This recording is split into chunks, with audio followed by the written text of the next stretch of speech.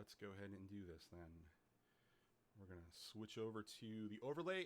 Hello and welcome to day 4 of ArvCon. The first time that ArvCon has ever been on has 4 days. This is the first Monday show. We've got 2 today. We've got a one-shot with City of Mist with these fine folks, and then at 7 p.m. Eastern we have the continuation of the Emberwind campaign.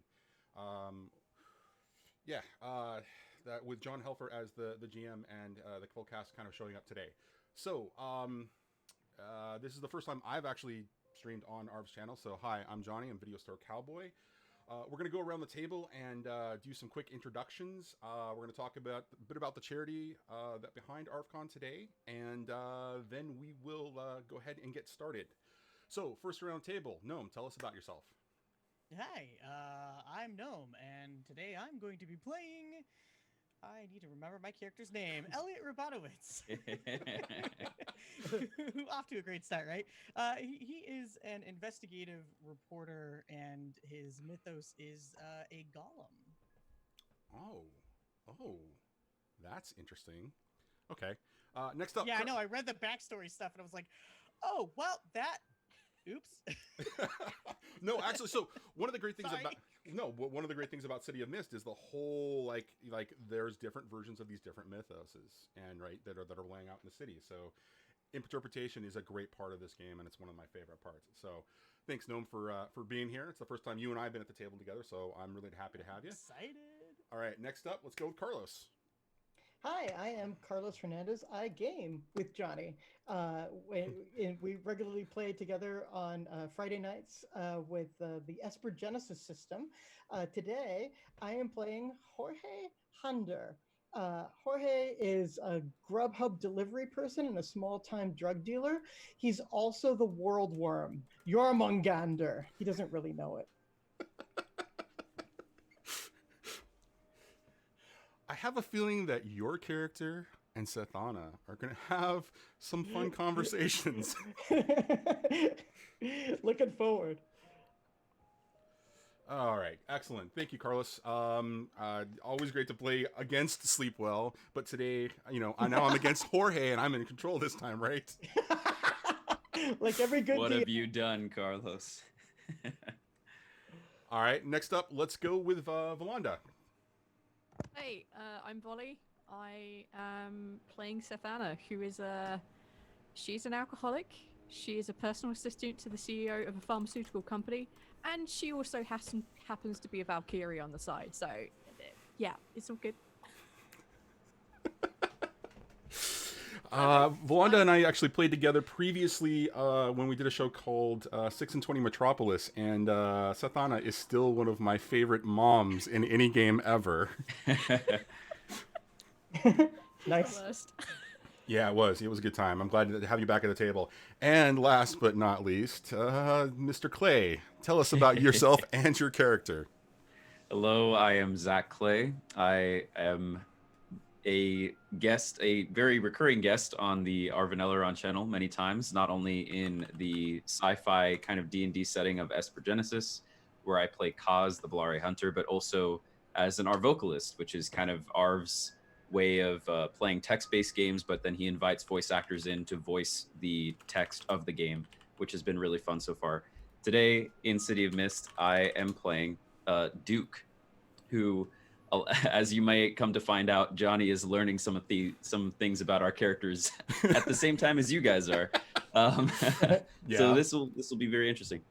I'm playing Duke, who is a retired boxing champ, but now current chess hustler, who resides in parks and sits there and invites people to come play chess, and either through great mastery of chess or sometimes a little bit of conning will always win. But his mythos is a folkloric creature from the Upper Alps called the Dufan, which is basically kind of a death-seeking duelist night owl. You'll learn more later. But that's about it. Yeah. I didn't realize he was a chess hustler. That changes everything. That's what I just ended up deciding to do. That's brilliant. I actually like that a lot. Okay, so the reason that we're doing this whole thing is we are in support of ArvCon's Greg's efforts to support various charity foundations. This year, it's specifically in support of the Juvenile Diabetes Foundation. One of Arv's community was recently lost to complications due to diabetes. Kilobyte.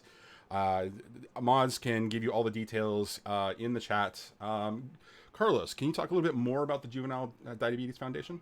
Yeah, so JDRF is an organization I know a little bit through my writing career. And so I wrote Silent Gabby Break the Universe, which is up for Nebula this Saturday. Cheer me on, Yay. people. And Silent Gabby Fix the Universe. And both of the books feature Latino protagonist who is a type 1 diabetic. And the JDRF was one of the resources that I used in order to do research and really find out a lot about diabetes, especially type 1 diabetes. And they're just a fantastic organization. They are focused on quality of life, but also searching out a cure and trying to find a way to really make, the lives of diabetics as seamless and as easy as it possibly can be. And huge advances have been made, just like even in the last 10 years, in terms of closed systems to allow for artificial pancreas systems to help, and a lot of that comes from research foundations like JDRF. So it couldn't be a more important organization, but especially now during COVID, because diabetics are especially at risk, and it's an especially trying time during a time of pandemic. So cannot say enough about the organization itself and the good work that they're doing. And hey, I donated $500, so see what you can do. Yeah, that was a pretty epic moment on Friday night. You Yes, just, it was.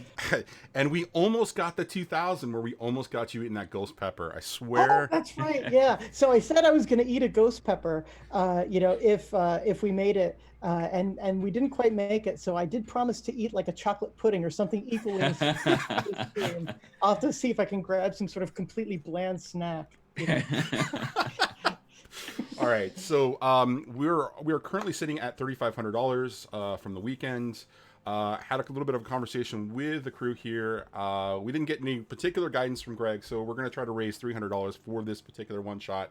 So there are details in chat if you guys would like to help us reach our goal. So we're looking at $3,800 for the show if you guys want to help out. We really do appreciate it. You guys have given a lot as it is right now. It's been absolutely fantastic weekend. Hell, you blew us out of the water on Friday night. So thank you for all your support. And I think with that, if you guys are ready, we will get started. Yeah, I think we're ready to go. Let's do it. All right. So bring on the mists.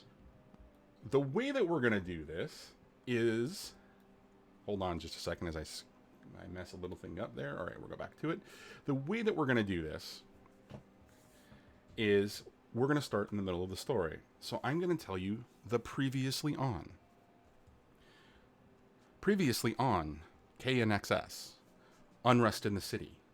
With random acts of violence and mayhem being precipitated by ordinary citizens, the police have a hard time keeping up with the disruptions of the peace. The police arrest, imprison, and commit to mental institutions as many of the perpetrators as possible. It doesn't seem to be enough. Rallies have also plagued the city, with protesters claiming that the imprisoned are victims and that something must be done to discover the source of the public menace. Our crew is hired to find the award-winning journalist Joanna Coltrane after she is kidnapped. Joanna is at the center of activism rallies, and her partner suspects that someone didn't appreciate the latest rally that Joanna had led on the steps of City Hall. Through the crew's investigations, the prime suspect becomes infamous radio talk show host Terrence Parker. Joanna had recently exposed Parker on his own radio show for having connections to Big Corps and the mob. When they try to confront Parker, they get nowhere, but suddenly, they find themselves the targets of the Morello crime family. After scuffling with the Morellos, the crew finds a lead that Joanna is being held at a warehouse in the Old Quarter. Confronting the Morello thugs, they also find themselves facing off with E-Corp goons. Among the goons is a woman fighting with unusual skills by the name of Dolly. When the crew gets the upper hand in the fight, Dolly escapes, and they are able to free Joanna. She tells them a tale. Parker has apparently been connected to both corporations and crime families. She outlines that he's been doing their dirty work by using some sort of weird sound-based tech on his radio show, specifically his radio show call-ins. Any caller who was exposed to the sound created by this tech went mad and started committing acts of violence. When they get Joanna to safely, the crew follows a lead to track down Dolly and get some real answers as to what's going on. Tracking her down to McCarthy's bar in the towers, they find themselves in a haven of criminality. The bar is a neutral ground among the crime families, and the patrons don't like outsiders. Another fight ensues, and while the crew tries to fend for themselves, they see Dolly making an escape out the back door. Extracting themselves and in a high pursuit on foot, they follow Dolly and some goons to an L train platform. Dolly and the goons jump on the train as it's leaving, and the crew was forced to follow. We fade in. The towers. After sundown. The sky is clear, the stars are bright, and the city spreads out before the camera. As the camera lowers towards the city streets, we hear the sounds of the city. Its rhythm is a complex beat of cars and voices, airplanes and trains, loud city districts and quiet urban neighborhoods. But one particular sound stands out. It's the grinding rhythm of metal on metal with the occasional screech.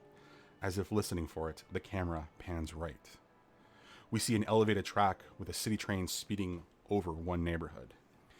The camera begins to move with the train, coming to match the speed as we zoom in on one car. The windows shine bright on an otherwise dark exterior, and we see a flurry of activity inside. The camera focuses on one window as we follow the action past, through the glass and into the car's compartment. There's a bit of a brawl going on, and our crew is meeting their match. All right.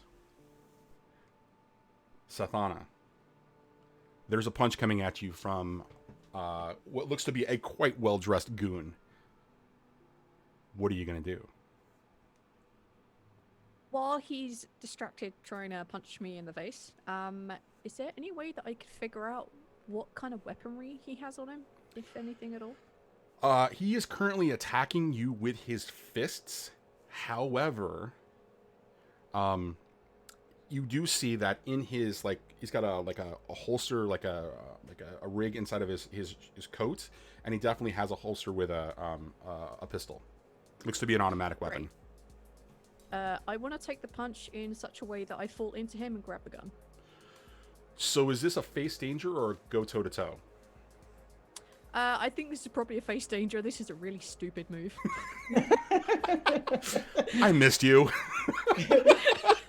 Start out with a bang. Start out with a bang. That's exactly it. Okay. All right. So, face danger.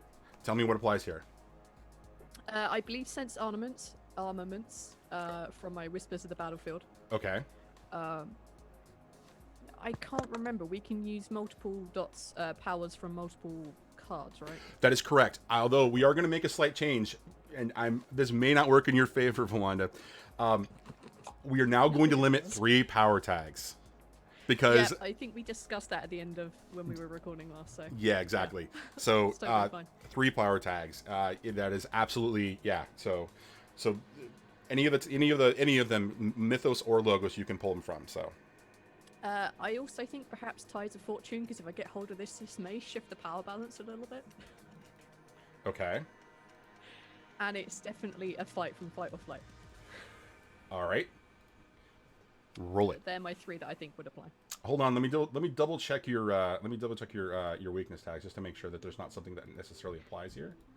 I don't think it would apply. I don't know this person per se.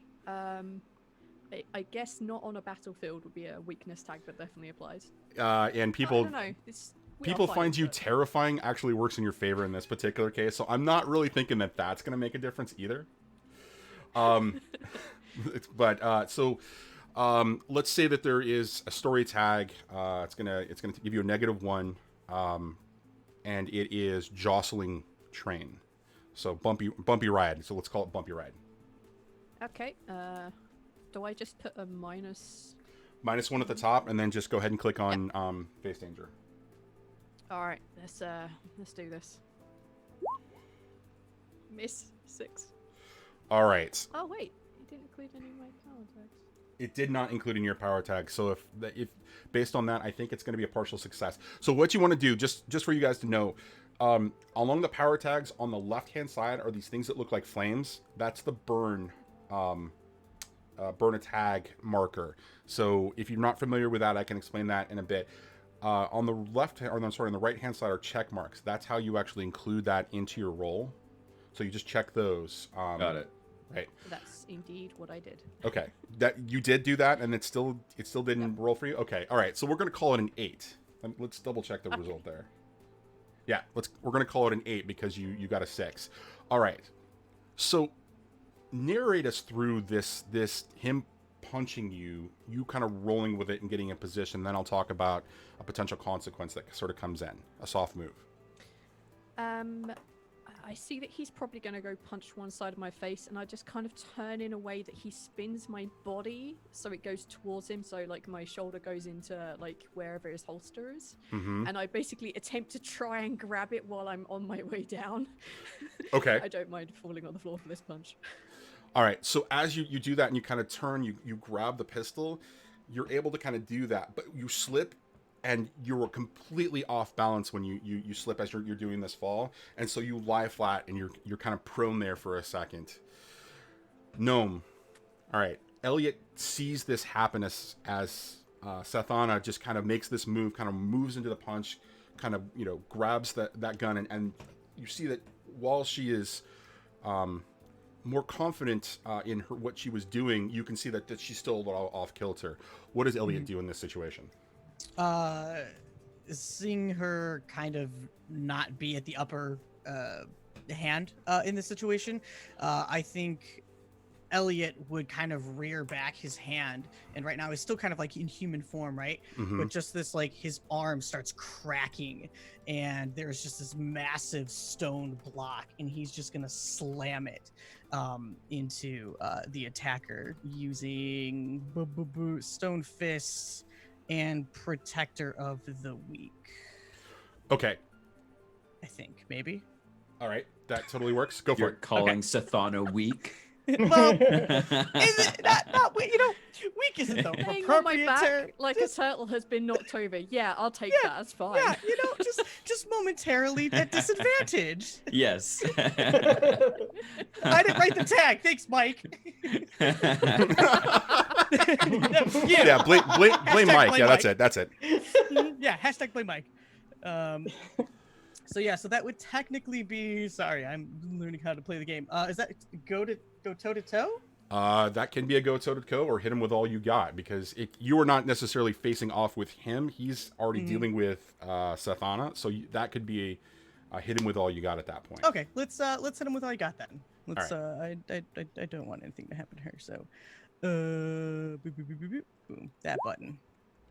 Wow, seriously? Jeez. All right. Okay.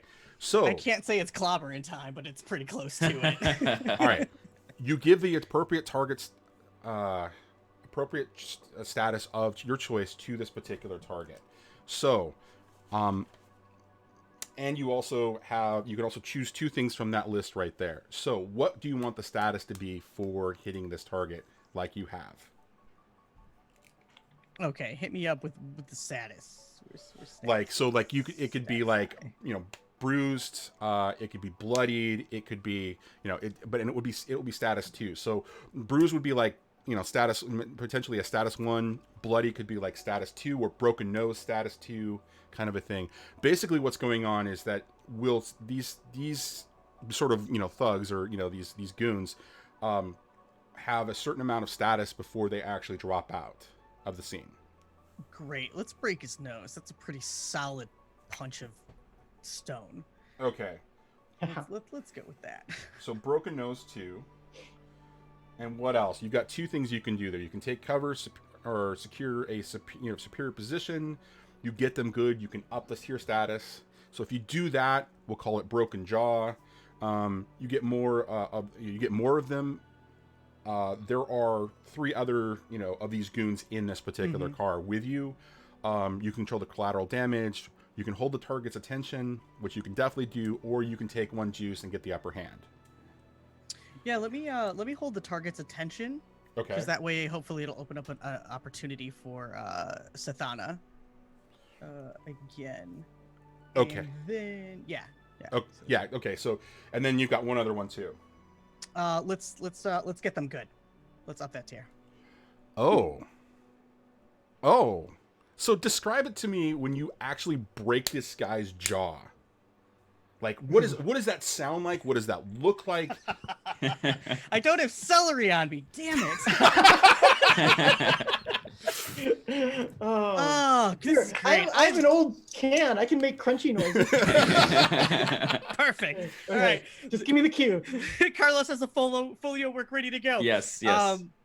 So seeing like Sathana kind of like struggling just in this moment, just that innate feeling of the golem to protect, to defend, again, just kind of like that energy surges through Elliot's body, this massive stone hand forming as he revs back and just slams it, almost comic style, right? You just hear that crack as Carlos so did so well. There's probably like a tooth that goes flying. There's some blood that goes splattering, and he kind of like the hand is a little bit heavy on his normal human-sized body, and he just kind of like dangles it there for a moment, just kind of like waiting, ready to go again. Sathana, above you hear this terrible sort of cracking noise. You watch as Elliot's like punch just kind of lands and just destroys this guy's jaw. And you, as you're taking this in, your battle senses sort of kick in, and you take in the entire visage of this particular person, and you watch as their eyes roll back into the back of their heads as they collapse on top of you. All right. I put 1 hand up with a thumb. Good job. Thank you very much. Big stone thumb. I just want to take a quick second to acknowledge Ardenel. I believe donated $10, so thank you very much, Ardenel. Awesome. All right, Thank so you. that means we're at 3510. I'll update as we keep going the overlay with that information. All right, so Elliot has knocked this guy out. He collapses on top of Sathana. Behind him are Duke and Jorge. You see the other 3 in this car kind of take a look at that situation and dart forward, trying to head through the exit to the next car, along the path going towards the sort of the front of the car. Running away from us? Running away from you. I mean, come on. Elliot just basically smashed that guy's jaw, and it just like collapsed, and he like... So sorry. All right, so what do the 2 of you do? You guys have a moment to react here before they escape into the next car. I know that Duke, in his hubris of always wanting to seek out the duel, is going to look for whichever of the 3 of them looks like might be the most worthy adversary, perhaps the buffest guy, perhaps, of the ones that are running. So that would be the one that's sort of, carrying, keeping the sort of the back of the company, like, I mean, the last guy out the door kind of a thing. And it's this sort of this bigger sort of, muscly sort of wrestler type who looks like he's a little bit awkward, and he's kind of moved, but he's not as comfortable with his ability to move. Got it. So, and how far away are they from us? They're about half a car at this particular point. So whatever the average, sort of, subway car is, or elevated train car. Yeah. All right. I'm an older guy, so what I'm gonna do, and one of the kind of my main power tag as the Dufon in mobility, is that the Dufon actually has the ability to turn into an owl, just a regular owl. So I'm going to shift into an owl, and I'm going to fly towards that guy. And what I'd like to do is, right as I get up to him, I would want to shift out with the sword and armor that the Dufon has and start engaging with him. Okay, so what kind of a move do you think that is? Let's see. perhaps it might be go toe to toe, or geek out during credits. No, I think Right. it's probably go toe to toe. He's prepared for you. Do you think it's possibly maybe take a risk? Oh, yeah, that would also work. Okay. All right. So, what power tags do you think apply here? For me, well, I'd be using when it comes to like catching up to him, if that's a problem, I would be using my owl form power tag. Okay. And then the other two power tags that I have are for if I'm in my human form, I can actually sprout like wings for my human form, but I'm not doing that yet. All right. You are welcome to use any and all of those in the scene up to 3 if we can agree that it makes sense. So Got it. if you're pushing towards owl form, then yeah, that one owl tag appropriately applies. If you're just Okay. trying to move in sort of like a hybrid form and move faster, then those wings definitely will sort of like, come out as you move, you continue to move forward as your human Okay. form. I'll actually do that because I think that'll be a little less intensive than actually like fully turning into an owl and then out of an owl in like 3 seconds. So, I'll do enormous wings, and then, yeah, how about since I have them out, I'll do enormous wings, wing bash, kind of try to knock him back so that he doesn't make it into the next car. Okay. And then I'm not sure if veteran duelist would count for this one as I'm going toe to toe with one person. Veteran duelist definitely applies here. Okay. And that's So I'll make those my 3 power tags. All right, let me take a look 1 second to make sure that there's not a weakness tag that applies here. Leaves a trail of feathers, hubris, another downpour. I think I'm gonna invoke limp right arm in this particular case. So it's gonna be 3 minus 1. All right. So I check them, and then at the top in power, do I also manually? Oh no, it seems to already have done it. Yeah. Cool. All right, and then take a risk. 4. Ooh. So narrate us through this as you make this forward, right? What does it look like as this happens?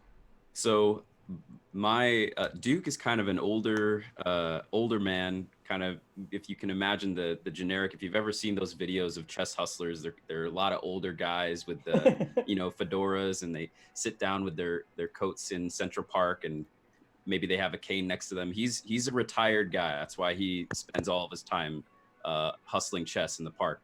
So he can't really move very fast, and he's a little slow aside from when he has his wings. So as he sees these 3 guys running away, he kind of like pushes himself forward. The wings sprout out, and a huge plume of feathers kind of like flows out behind him. And then as he's going, he kind of goes for a right hook reminiscent of his boxer days, and the wing comes around, but it kind of gets caught in the poles and the chairs of the train car. So as he's turning, his wing kind of flaps and gets stuck in the side, and the guy, man, it doesn't even get hit by it and probably just keeps running. So actually, as you're moving forward, this guy like anticipates what you're doing as you're coming through, and you get caught, right? He was waiting. Mm-hmm. He was waiting to get hit, but when he realizes that something is off, he moves forward, grabs you, swings you around, and you're gonna have to face danger. Okay. How do I do that? So it's so now it's right. So tell me what power tags work here specifically for got it for defense. In a defense situation, and then we're gonna then we'll do the same basic roll, but you're gonna do a face danger here. Okay. I would say if he's grabbed me, he's basically trying to shove me to the side and throw me against the wall of the train, basically? That is correct. Okay. Is this a time where I could try to, let's see. I'm seeing if there's other power tags that are usable with this other than just the one. Right. I think what I would try to do, I don't see how that would really help too much, actually. Well, talk about it. Let's talk it through. Tell me what I kind of want to do is maybe now would be a time to turn into the smaller owl form, because I'll be a little bit lighter and nimble, and also the shift might make it so that he loses his grip a little bit, but that's just one power tag. And that's But- that's a perfectly appropriate power tag to actually invoke here. So Okay. you can go ahead and add that, and then what else do you think really applies here? Possibly fearless combatant, in that I'm just continuing to try to find ways to. I'm used to tussling with guys and not really. I'm going to go toe to toe with this guy, but if he's going to do some dirty move of grabbing me, you know. Right. All right. So that's 2. Okay. Do you have anything else that you think might actually apply here? Here, no. Given that I'm gonna go into the owl form, I'm fine just taking the 2 tags. All right. So roll it. Cool. And then this is a face danger, right? That is correct. Okay. That's a 9. All right. So on a 7 to 9, let's see. When you use your ability to avoid an incoming hit, endure harm, resist a malign influence, or hold it together. Right. So on a 7 to 9, you take the status, but with a negative tier. On a miss, you would give the full status. So the status that he was going to give you was he was going to give you clock ringed, Okay. right? Which would have been a clock ringed 2, because he's gonna slam you against the side of the train car. But because you had a partial success there, what you're going to take then is dazed 1. And so Okay. whenever that applies, so what you want to do is you want to look at your character sheet, and at the bottom there are things called status cards, and you want to take a status of 1, and that will be dazed. So Got it. all right. Right. Excellent. So Carlos, Jorge sees Duke, rush forward. There's this flourish of wings for just a second. His attack doesn't go right, doesn't land right, and the guy that he's trying to attack grabs him, pulls him around, and slams him against the side of the train car, and the train car just kind of jolts slightly, just a little bit. And the other 2 actually escape and make their way out, to the next car. What is Jorge doing here? All right. So, first of all, I wanted to say that I just donated another $40. Hey, Excellent. Wow. And I Awesome. did that for 2 reasons. 1, to break the tie, but 2, because that puts us at our first 50 marker, Right. so that I will eat some hot sauce now. And so I just want to break out. Important I question. asked my wife, so this is charcoal ghost, which is a ghost pepper sauce that's actually quite extraordinarily good in Great. droplet form, not the way that I'm going to eat it. He thinks this is hotter though, so I'm gonna try this one first. This is Davidson's. We got this in the Heatonist packet. This is Davidson's hot sauce, and it's ghost pepper and Szechuan peppercorn. That numbing peppercorn that you can get in some Chinese dishes. So this is me saying, so just so everybody can kind of see the pour here. Oh, it's so Here we go. great. Please tell me What are you doing? Did Claire bring you milk? Did Claire bring you milk? No. All right. Did you You're pregame really- with some Tums, or No. you got some smells- pretzel on hand? It smells really good, but Oh, boyo.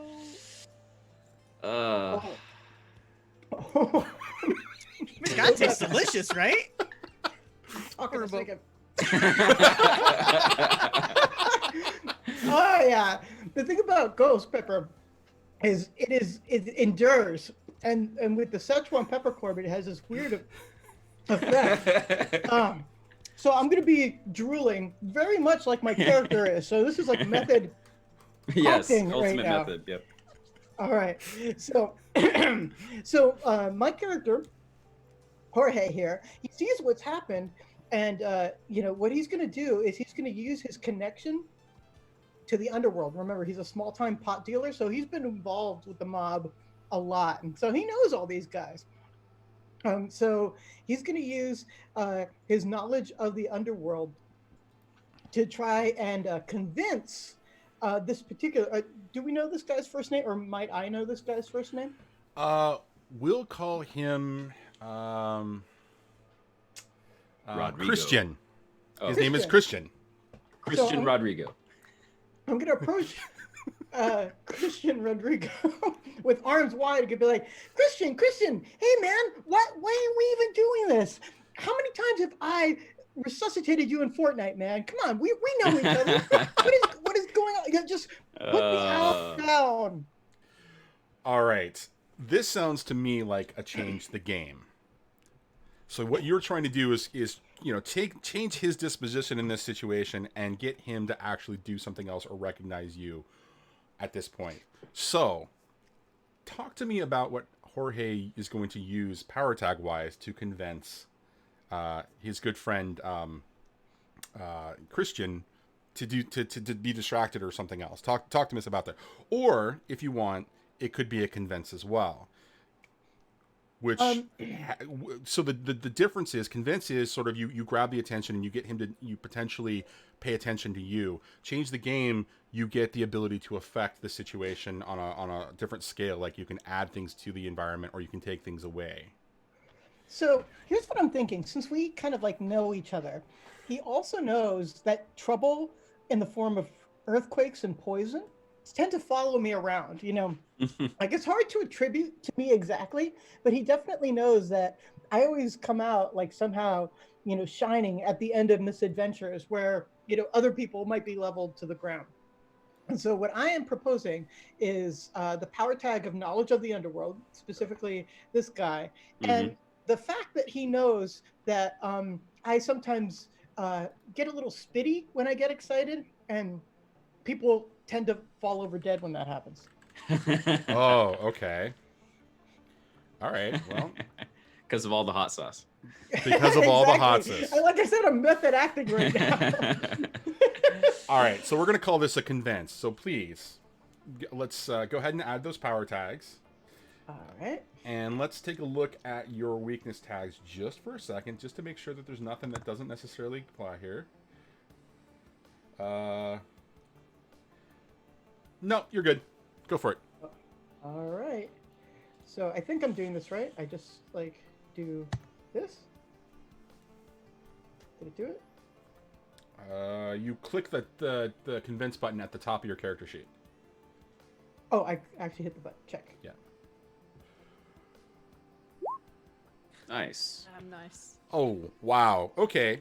Wow. Nice. All right. So on a 10 plus, you change their agenda to include your own, at least for the time being.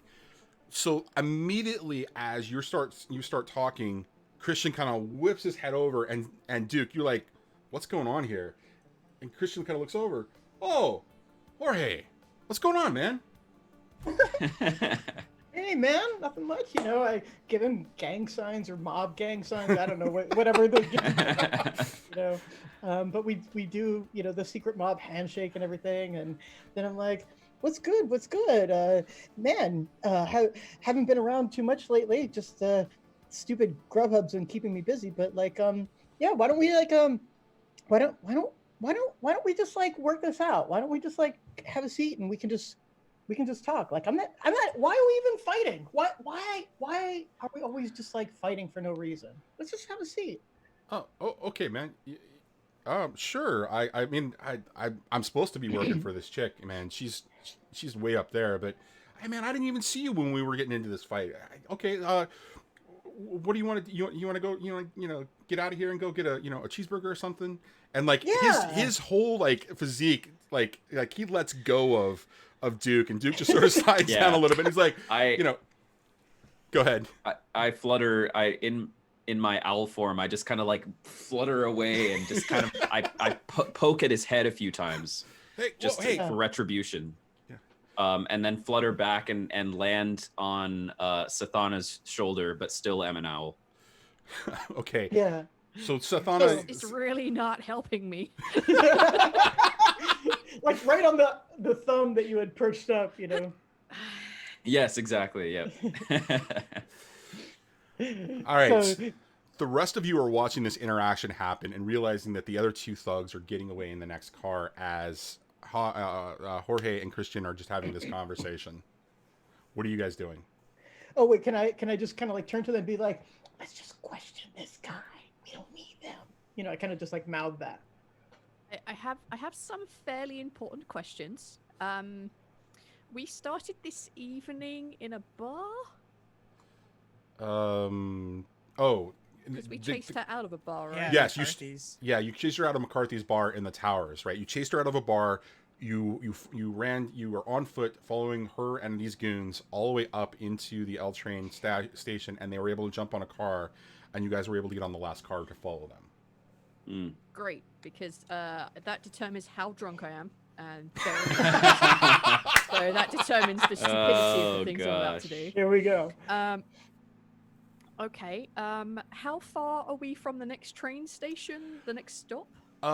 So the towers the stations are pretty spread out, and as far as you know, the train is now heading out of the towers into sort of like more of a commercial district.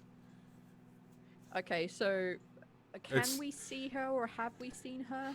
You can see that she is in the next car and moving even farther into the next car, and the two other thugs are making their way, into through that next car. You can see through the window. Okay, great. I just didn't want to suddenly stop and then, oh no, she's off. Like, I don't want that. Okay. I would like to. And just Being that I'm kind of laying on the ground and stuck, I kind of want to pull out kind of reach out with my hand that isn't filled with owl.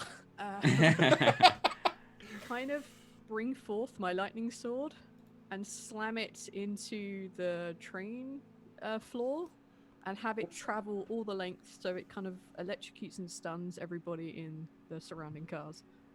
Nice. There are passengers.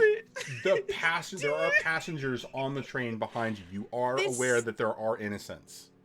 Yeah, I did ask how drunk I was. Well, so if you are that drunk, then what I'm going to say is we've had this conversation before, right? Sathana is somebody who is a seasoned alcoholic. She can drink and fight at the same time. She is a badass. However, if you are that drunk that you are going to consider that the innocents are not necessarily important in this situation, I want you to take at least a status 1 of stupor at that point. If that's what you okay, all right. So take a status 1 stupor and talk to me about the power tags here. Okay. So let me just do 1 minus. Okay. So it's gonna be lightning sword because I'm literally using that to mow people down. Sure. Affects 3 walls because that's kind of what she's trying to be doing right now. Absolutely. And I'm going to be going with conflict because they are fighty fight right now. Okay, so the stupor status 1 is going to apply, and otherwise no other weakness tags, so you're good to go. So go ahead and make that roll. Okay. I'm thinking this is probably change the game because I'm trying to stun them. Right. So that would give you the juice to be able to create some statuses. Yeah. All right. Do it. Did it work? Okay. Although it didn't add your power tags again. It did not add your power tags. However, I clicked them in for sure. you definitely had the 3 power tags, so that result goes from 7 to 10, which is a full success. All right. So let me read you the. Isn't it 9 because I have a -1? Oh no, you're right. So it's 9. I'm sorry. You're absolutely right. Yeah. So you're gonna be able to do the following. You have 2. Wait a minute. You have 3 juice here. So, well, actually, no. I'm sorry. It's 2 because of the -1. I apologize about that. So status. So it's 2 juice, and you get to do one of the following things, or you get to do one of those with each juice. Create a story tag, burn a power tag or story tag, give or reduce a status 1 tier per point of juice. So this, you can create a story tag for the train with a juice. You can burn a story tag. So there's bumpy ride, which is the train just sort of being difficult. That hasn't really applied yet, but it's possible. Or you can give or reduce a status to any individual. Now you can give one to status to Christian, or you can give a status to anybody else in the room individually. Because you didn't hit the 10, you can't do like scale up the effect and that kind of a thing. So it's only going to affect this car. In that case, if there are 3 thugs, I want to give the kind of like electrocuted stun status to the 2 that aren't Christian. Okay. Because he's kind of possibly on side right now. And yeah, I probably want to burn that like bumpy ride thing. I don't want that affecting me. She's already unable to stand up straight, so All right. yeah, let's cable that. So describe what that looks like cinematically, and then we'll talk about what happens with the effect of that. I kind of like the idea that as this guy is kind of laying on top of her, and she puts like the thumb up of like, thanks, that's helping. And as the owl like lands on her thumb, she's put her other hand out to pull out a sword, and she just basically slams it as much into the ground as she can, and you just see this lightning jar just shoot out and just go straight up the legs of whoever it is that isn't Christian, basically the two other thugs. And you just see them shake just a little bit as they kind of like jump out of their skin, having been electrocuted. Okay, so that shoots out, right? And just as the other two are making their way through the door and get to the next car, they both get like charged a little bit. They jump, and like you can see like the electricity of the lightning just sort of dance up their legs and through them. And they're, for a moment, they're like kind of sort of shocked and stunned, but they make it into the next car, and they're going to take a charged status 1 on them. So that means anything against them you'll have an additional power tag against them in the attack. All right. So as this is happening, the four of you feel the rest of you feel the trains continuing to kind of do this whole thing where it's a little bit bumpy, and all of a sudden when that happens, everything just goes smoothly, and it's the best like inner city train car ride you've ever had. Like Duke, as an owl, just the head just pivots down and looks at Sathana like, oh. All right, so Jorge, Christian is going to take a temporary status of best buds 1 with you. You have that for the rest of the scene, but in any attempt to use it after that scene, it might go away depending upon the situation. So Right. the four of you are just sort of left there, sort of standing for the moment, as the other two thugs and the person that you were actually chasing after, Dolly, are making their way through the next car and then on to the next one. What are you guys doing here? I have a question of what exactly is the effect of this dazed tag that I have, and how do I get rid of it? So it is a -1 to your roll. So it's a status 1. So you're going to apply it as a negative. Okay. In anything that really requires like mental capacity, right? Like he basically he's going to ring your clock, right? You were just going to be really dazed and just have trouble thinking. Instead of it being like jarring completely so that your brain is like scrambled eggs, it's only like, all right, you're a little bit slower to on the take for certain things. So we're gonna call it a mental sort of like status there. So that's what that's going to apply. The second thing I will say is if you want to heal them, there's one of two ways that you can do it. In the moment action or in any particular scene, you can do what's called change the game. And if you succeed, you can use the juice to actually reduce the status and remove it from yourself. Or if we were going to play a longer game, you would be able to do something which is called a montage, which gives you like basically what equivalates to like a long rest or some downtime. Okay. Can Duke try to do the first thing that you described using juice or whatever? So, okay, so you want to change the game. How do you want to do that? Well, with the specific intention of getting... So do I have to be trying to do something else, but then it's just an added benefit that I'm getting rid of the days? Or can I specifically try to get rid of my days somehow? You have to describe to me how that would work, like narratively, like what makes sense about that. So, and this is, let me just offer you a little bit of a suggestion here. It sounds like the transformation between Owl and back is sort of this magical transformative thing. So you might shed statuses, or you might reduce statuses by transforming back into your human form. So that would be one suggestion I would make. That's a great idea. So I'll take that cue and I'll hop off of Sathana's finger and land on a very idle part of the train that is not electrified or anything. And I will shift back into my human form. And as I am, I'll shift back and just like sit in the train almost like I'm a passenger just for a few seconds because I'm an old man. And I'll just kind of sit there and just be content for a little bit. So I'll add owl form as a power tag. I'll also add Let's see. From my retired boxing champ history, I have a calm under pressure power tag. Okay. And then I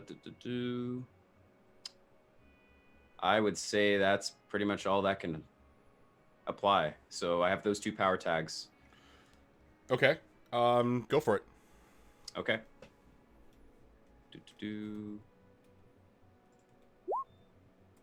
All right, 8. So that is a partial success. And on an 8, you can do a couple of things. The same things I described to Sethana. You can create a story tag, you can give or reduce a status, or you can burn a power tag or a story tag. So you want to reduce the status here. Yeah, I'd like to get rid of my dazed tag. All right, so go ahead and remove that. You no longer have a status of dazed. So as you Cool. transform back, like that energy just sort of rejuvenates you a little bit. And now you have 1 other juice. Now you could do other things right now in the scene. It may not be obvious what you want to do though, so you can bank that until the end of the scene. And typically what that means is, so for example, the train actually represents sort of the location of the scene. Yeah. So you can bank that and use it later for any of those 3 options as a part of the next scene, or as a part a part of this scene. So okay. So I have another, basically juice is almost like a point that I can use to, in one other time during this scene, I can take it away another status effect or inflict another status effect using that juice. Is that what you're saying? That is correct. Okay, cool. Yeah, I'll hang on to it, and then Duke will pass the priority to someone else as he's sitting in the train and just taking a breather for a second. As that happens, Christian kind of like looks over and says, "Whoa, weren't you over?" And he points back over to the other side of the train car where he left you. And he kind of, he does a couple double take and kind of shrugs, and he continues to just kind of like talk to Jorge. Jorge, yeah. What do you guys want to do now? So Did we win? Have we got it yet? Oh, that's Sethana saying that to us. Oh, kind of drunkenly. Yeah. Right. Duke will say, just give me a second. I can fly. Don't worry. I can catch up. It's okay. I'm good. So I'm gonna clutch Christian close to me around the shoulders and be like, "Hey, where do you think they're headed? Are they like going to Marianelli's or something? Where the gang hangs out?" Man, I don't know. They just tell me to show up. I showed up at the bar. I was supposed to do some protection duty, and I don't know. I just want to be home playing some Fortnite, maybe some PUBG. Whatever I can get going tonight. Yeah, I mean, hey, me too, man. And I'm gonna assume I can just hand him a blunt. Like I just have blunts, and I can just hand him one. Like your superpower is blunts? Is that what you're saying? It's just like manifest. You like snap your fingers. It reminds me. So one of the best parts about the Suicide Squad movie was Captain Boomerang, whose superpower was always pulling a beer. So I'm imagining that Jorge is exactly that. That's funny. These 2 fingers are a portal to the pocket dimension of blunts. Exactly. The land of blunts. Yes. So as this interaction between Christian and Jorge is happening, the rest of you, except for probably Sethana, since she's still on the ground, see that the other 2 goons are still making their way to the far side and moving on to the next car. You can no longer see Dolly at this point. This train, are we in like an underground kind of BART type thing, or is this like overground? It's an overground L train kind of a thing, right? So the later stuff in the BART, in the East Bay kind of a thing, like the above ground stuff. And is this train going at a very is it going full pace? Is it going at a medium speed? Do I feel in any way that as an owl I might be able to keep up? Pretty much only if it were going slow, right? That depends on your ability that depends on your role, but yeah, you are a supernatural being of some kind. You are a mythos. Sure. Right? Yeah. You can do things that are extraordinary. Okay. You do feel that it's going at about a medium pace. but Okay. it's not. It wouldn't be out of the realm of possibility in your head that you think that you could possibly do this. Okay. Well, Duke's plan, he kind of using the pole on the side of the train to stand up. He says, "All right, I think I'm good." And I turn. Okay. Are any of the windows in this train car openable? All of them technically are. Yes. Okay. We can always break them. Do, Or that, yeah. Right, Elliot exactly. just like lifts up his stone hand. And Duke shakes his head, just goes, gets the little latch, slowly cranks it open, has trouble pushing the window, and then turns to Elliot and kind of gestures, "Don't break it, just can you? It's stuck." little help. Oh yeah. Stefana is gonna finally roll this guy off her. Oh yeah. And she stands I up, did. even though this train is completely smooth, she's swaying like it is still rocking and rolling. Okay, so we should go get her.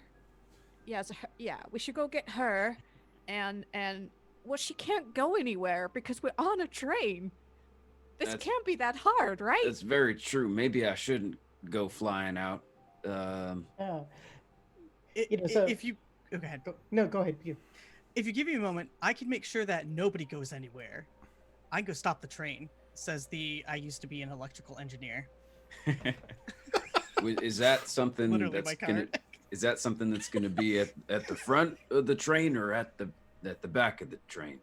Oh, well, this train is this particular model, TH734X9. That So that would sounds be like an ingredient list. that would definitely be at the front of the train with the conductor station.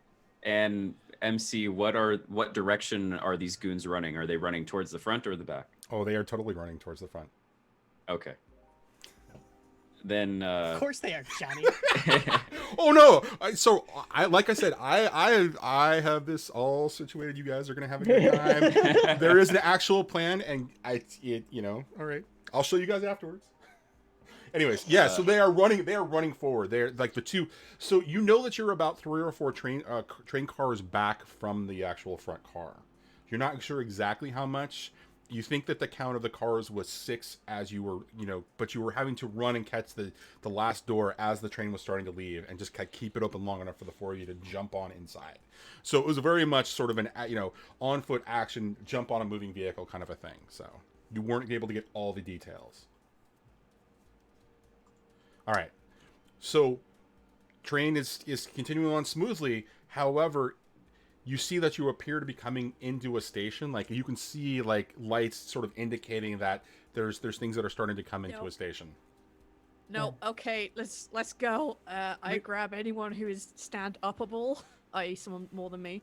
And like, okay, we're going that way because we can't. If she gets off or they get off, then we may not know where they go because Christian kind of like has no idea apart from Fortnite, which is I think a game that y'all play. I don't really know. I heard So about we should that. just go. Come on. Fortnite. Yeah.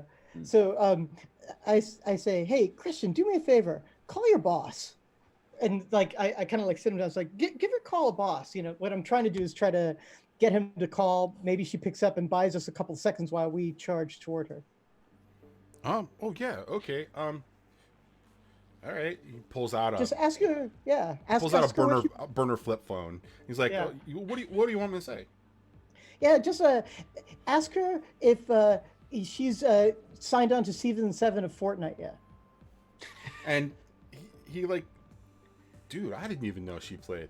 God, yeah. And he just like he dials the phone and it goes. And he's like, nah, man, she ain't picking up. Man, Look, she sucks. Dude, when did Season 7 drop? I gotta get home. I've been working for days. Like, this is ridiculous, man. I agree. He looks and he's like, oh man, we're coming into a station. I can grab an Uber from there and get home and finally get some time in before all the freaking noobs get on. Yeah, man. All right. Well, I'll see you later tonight. You go that way. We're gonna be going this way. All right, man. Hey, Jorge, thanks for the blunt, man. You have a good night. Yeah. Take care, man. And you see this big guy just sort of like, kind of like moving along and just kind of moving out through the, the back, and is like, Duke pats him on the shoulder as he passes. Yay, you didn't do half bad there. That was good. Yeah. Got me a little bit. Didn't okay. know what to do. He kind of waves at you, blunt in hand, and just kind of moves on. And so you can feel that the car is beginning to slow. The four of you are now up and able. What are we doing here? Do we I'm not have running time? with a sword and a gun down the train. Describe to us Sethana's sword, because Zach and I were talking about how this works for his character Duke. So talk a little bit about the sword as it comes into play. You've got the gun in one hand, the sword in the other hand. It appeared out of nowhere. Describe to us the sword. So the sword is kind of like a very basic looking steel. There's not much in the way of ornament on the blade. It's a very designed for killing blade. There's nothing ornamental about the blade itself. The kind of like pommel is kind of like of a wolf's head. Yeah, like it's very simple. The leather wrapping is like a dark red, and if you look at it in the right light, it looks like it's crackling with some sort of like static, but that may just be an illusion, a trick of the light. I'm not really sure. All right, so Sethana's leading the way, just pushing towards the next car. What are the rest of you doing? I'm running right after and be like, these people are good people. I know these people. Don't start swinging that thing. I am not swinging anything, man. I am just trying to get this one. Where the hell is she? As you see these two moving forward, Duke, Elliot, what are you guys doing? I'm not sure if there's enough time to prevent the train to stop, like by making it all the way there. Can I just go to like the mid car and just pull the emergency brake and just stop us? You are more than welcome to do that. That's how train mechanics work. It's a false voltage It's prevention only $100. system. Fine, it's fine. All right. So, as you do that, you start to fiddle with it to get it. It looks like it's been broken. Like there's something about the mechanism that has been disabled. You're not sure how that actually happened though, because there's nothing obvious on it. Give me some sort of a roll here to either figure out what's going on or to actually just enact the ability to shut down the train. Great. I think the only thing that would help here is the electrical engineer from the whistleblower card. Okay. Because that was his previous job. So he's very familiar with like just the electrical things. Electrical things. He's Okay. smart. I'm not.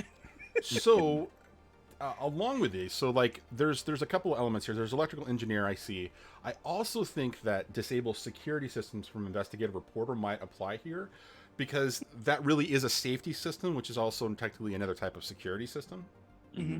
Okay, cool. Is there Go ahead. Is there a way for other members of the crew to help someone else and like almost like an assistant? Can I give him one of my power tags if I were to go with him? I cannot remember right now off the top of my head what those are, but I'm just gonna go a blanket assume you can give one power tag to him, Okay. and add that to his, like, however you want to help to make that happen. Okay. So we'll call that a table rule right now. Also, only one person can help assist somebody else basically at this point. Sure. Right. All right, so go ahead and do that. While Jorge and Sethana are moving towards the front, Duke will see that Elliot is doing this. Follow Elliot as an old man, and then when they get to this emergency brake in the midsection of the train, I want to give as a chess hustler, I've met a lot of people from all walks of life, and one of my power tags is I've heard of that. So I'm gonna bestow the I've heard of that power tag. Yes. Any extra knowledge, and also in my years of experience, I've probably seen something at least I could give a little extra. Like, no, it's you need to put leverage over there too. Can't forget, Dude, I love Duke. Duke is becoming one of my new favorite characters. So good. Great. Oh, we stand. All right, so take 3, Elliot, and let's roll this. Let Let me put that there. What would it be? I think As it would far be as, a like, change the game change the game. Okay. or an investigate, depending upon what you want as the result. Do you want to know what happens, or do you just want to make a change? Like, do you want I to? want to make a change. All right, then change the game works. All right. Oh wow! Oh Hey. wow! Look at you, Nice. Mister Great Success with 3 power tags. All right, so change the game with 3 power tags. It's Initially, the only game I know how to roll well in. well, then welcome to City of Mist.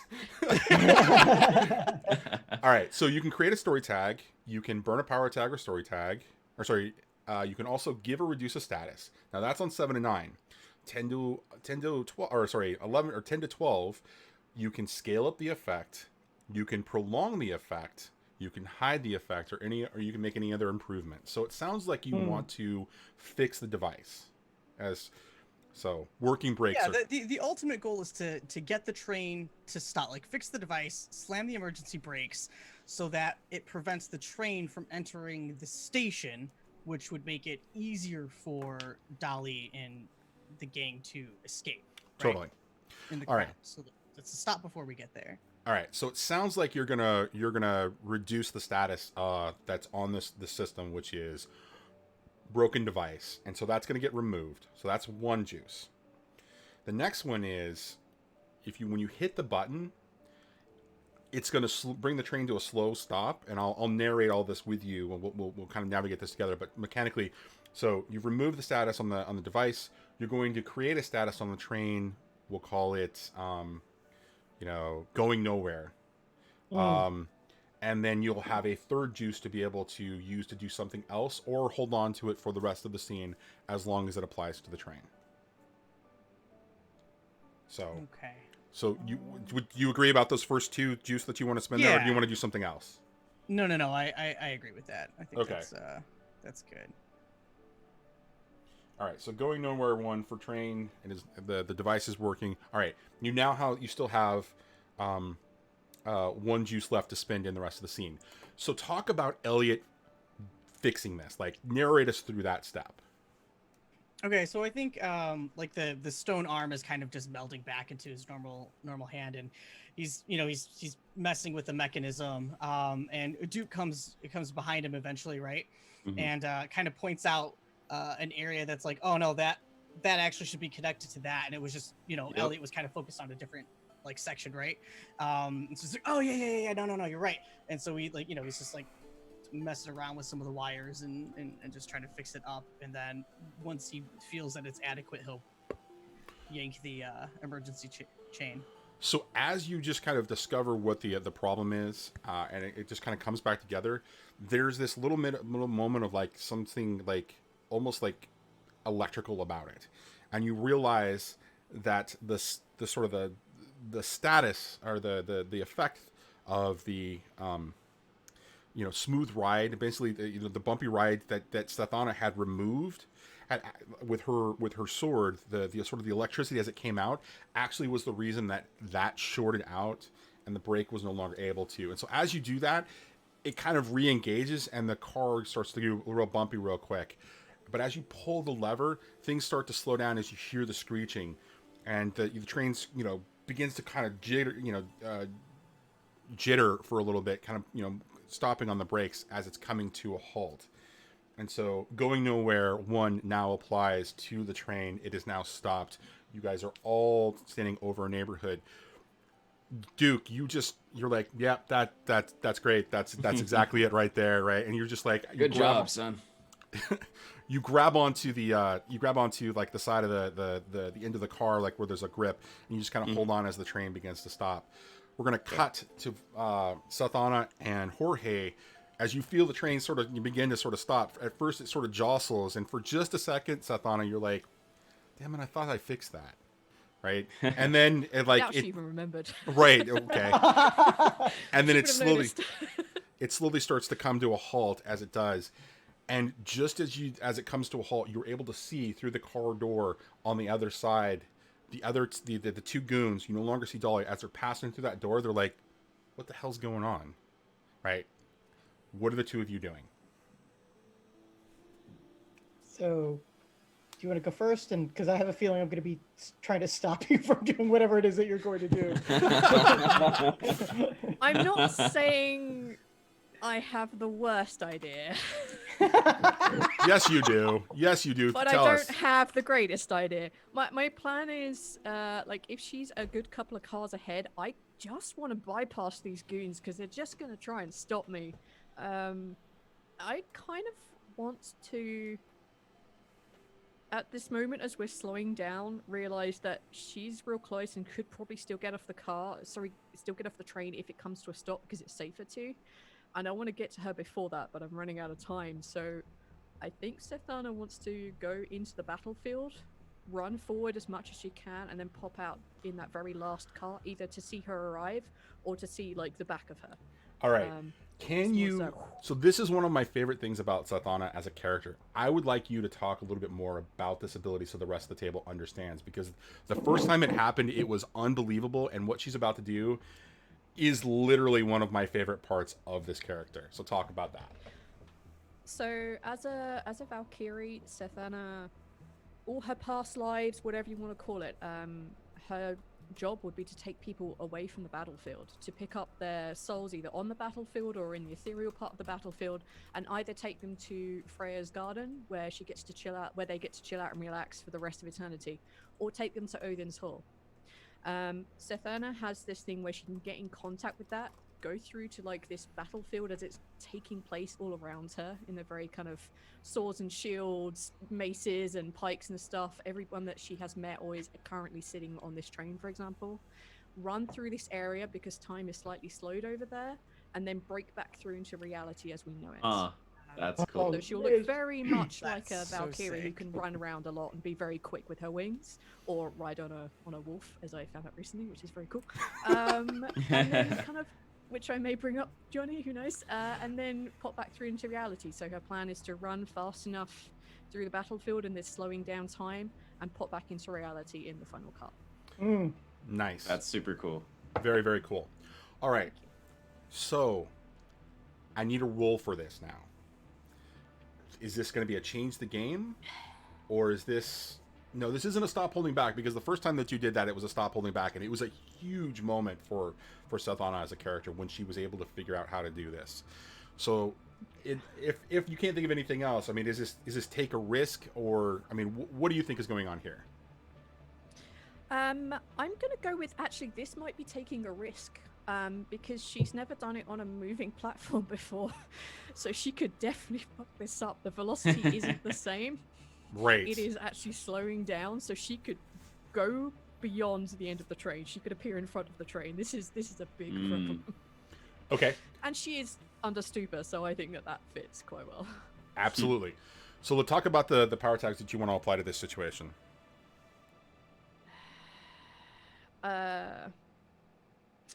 Okay. Fight or flight, because she's doing the flight thing. Awesome. I think probably conflict, because that one, I'm going to change the name of that to something less broad in the future. I think that's all I could think of that really applies without stretching. So that's only 2 then, right? Yes. Okay, let me double check your character sheet real quick, just given the fact that Sethana oftentimes... So it was conflict, and then what was the other one? Fight or flight. You don't think Tides of Fortune actually applies here? Because that's the kind of thing that seems like she's really trying to change sort of the circumstances here, and she doesn't understand what Elliot has done by stopping the train. Because like he went back to go do that, but yeah. Yeah, okay. I'm with Tides of Fortune. All right, great. So do that. And as you do that, also apply the stupor tag. So that's going to be a status tag. So that's going to be a -1. And go ahead and roll it. All right, take a risk. I'm going to fall off the train, I know it. No, mild success. Actually, it's going to be a full success because you would have had the two status, right? So, right. Nice. Yep. All right. So Nice. before we narrate what happens here, and I want Sathana to narrate us in, and then I will narrate us out of what happens here. I just want to acknowledge that, guys, we actually did update the current count for the charity. We are at more than half of our goal for the stream. We've made $160 for the charity right now. So I just wanted to acknowledge and say thank you, guys. I also want to acknowledge Dot. Thank you for the raid, Dot. Thanks for coming by. And let's have Sethana just kind of jump into this. Tell us what it looks like for Jorge when she executes this move. Oh, I've never done it from somebody else seeing her. I've never even done this first person. This is super weird. You kind of, like, as you catch the glimpse of the other two people, and Sethana is, like, running, holding a sword and a gun in hand, you see her just suddenly stop, sway from side to side, and take very measured, paced steps forwards, very much at odds to this completely drunken lout that you've seen so far. And as she hits the door, she just completely phases through it. You see, like, the tiniest fluttering of wings, and the gun drops behind her, because it's the only thing. She can't take anything else into the ethereal world. I think that makes more sense. And then at the very end, as you look through and you think you can see through to the very last cart, very last train, carriage, you just see her appear, very, very small. And for the briefest moment, you see the wings out behind her, and you see her looking sort of down the train towards where you are looking at. Like, you can see her eyes from where you are. All right, and as you sort of come into that final car where you find Dolly, you just sort of, like, you come out of all of this, right? And you see that Dolly is this woman that you have been trailing from McCarthy's bar, right? She is heading towards the front of this last car, because she's in the car. As you take in sort of the situation, you kind of look around, you see that there are the two goons are still making their way towards this particular car. Dolly is making her way towards the engineer's sort of compartment at the front. She's almost to that door. What does it sound like when Sethana reappears? I think because she's stepping through from the battlefield, for the briefest moment she can hear the screams and the cries of battle. Dolly can. It's just for that briefest moment that, like, as Sethana steps through, you can just hear, like, but you hear all the screaming and the yelling and the clang of metal on metal or on... Valhalla! Yeah, kind of that. All right. So Dolly turns at this, and you finally see her. She's got a dark complexion, dark hair. She just her outfit is in, you know, something that you know, works really well sort of in a fight situation. It's sort of a casual kind of a thing, right? And as you look, you can see the reaction on her face. She's surprised that you appear, and then you hear her sort of like, then you see her sort of cock her head a little bit, and she reaches up and grabs for something, and then she pushes like this forward, and you're gonna face danger. Uh-oh. I love it. All right. All right. Do I apply any tags to this, or just click the button? No. Well, you apply whatever tags you think apply here in this sort of attack. You're not really sure what's going on, but she's taking something. You see that she's actually making a move to attack, so you can anticipate that there's something here. Sethana has been in enough battles that she knows something's going on. And she at least has the reflexes of whatever the hell she is. Right, I exactly. think she would go to block that with the sword for a start, because, like, she sees someone reaching overhead, her reaction will be just to block initially, so I think lightning sword applies here. Mm-hmm. I think fight or flight for sure. She has also just appeared. Right. She's come from a big fight thing. She's in the middle of a fight. She knows that she's going to be here doing that. Okay. Anything else? Probably conflict again. I'm gonna change this, Johnny. This is such a lame tag. I'm gonna evading attacks from people named Dolly. There you go. Yeah. That totally works. I believe that 100%. All right. So, in this particular case, as you're coming through, because of the way that the power works around you moving through the battlefield, Stupor is not going to apply in this particular situation, right? It's just like, because you're invigorated for a moment, as you come back to the real world and you're sort of like the logo sort of begins to take over, the mundane begins to take over again for the mythos that is what Sethana represents. So you've got a moment where that tag is not going to apply. However, you are going to use the weakness tag, I know that voice. And that will become very obvious very quickly why that's important. Oh no. Johnny, what are you doing to me? Having a good time? Being a good MC? I don't know. You tell me. Ha. All right, it's. Hang on, let me hit reset because this is just having a moment. Conflict, sword, fight or flight.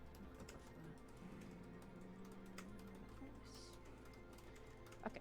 All right. Face danger. Again, it didn't add the powers, man. It did not add the That's powers. a 9. That's a mild success in a face danger. All right. So in a face danger, you know, on a 7 to 9, you take a status, but with reduced 1 tier. On a miss, you take a full status. All right. So this is what happens as you do this, and I'm going to want you to narrate what the defense looks like from Dolly's perspective. As you see this happening, you see her wind up, and she just grabs something and just like pushes it. All of a sudden, the world's sound starts to change for you a little bit, as if an echo, and it gets stronger and stronger and stronger, and the sound of the battlefield comes back at you, and it sort of washes and overwhelms you, and it just like it pushes you back a little bit. And you're going to take a status 1 of stunned. And the reason that it affects you this way is where your weakness tag comes into play. Because among those voices, you hear some of those that you hold dear. Usually when you experience the battlefield noises, you're in control of this situation. But she has turned and just reflected this noise back towards you. And it's like it grows in intensity as the sound sort of comes through you, and it just like overwhelms you and just sort of pushes you back. So as this is coming at you and you feel this, what does the defense look like for Sethana? Being that she was walking out of the battlefield, like with the very measured steps, I think as she sees her trying to like blast something out, she takes a step into it and 2 hands the sword so it blocks like parallel across her. And then she kind of like gets hit with this thing, and she just like, you kind of almost see her slide back from the force of it. Yeah, and you just see her look very drained at the voices that she recognizes. Are these voices of people that she knows are dead, or are these voices of people that she knows are alive? These are voices that she can't confirm are dead or alive, but people who have gone with her through the battlefield. One of them being the voice of Charlie. Nay. I love Charlie, don't do this to me! You can't confirm or deny that Charlie is on the other side now. So yeah, that stuns. Okay, that burns. All right, so All right. It just comes back over you as she does this, and we cut back to Jorge seeing this particular situation. By the way, I believe we have another $50 that have come in, so that we are at 3710. I will be updating the label for just a second. But Jorge, what are you doing in this situation? Can't hear you. Oh, you're muted. You're muted, buddy. So and has the hot sauce worn off yet? So the 2 that I took, that while we were doing that, those hit pretty hard, I have to admit. So I did bring out the emergency reserves here to help me survive the rest of the stream. Nice. But I'm gonna do my event here, and then I will have another spoonful of the Szechuan. It is potent though. Like I have to say, the initial bet was 1 ghost pepper. I think I'm having more net capsaicin in this way of doing it. So, but it's all for a good cause. Yes. And it's a good day to die.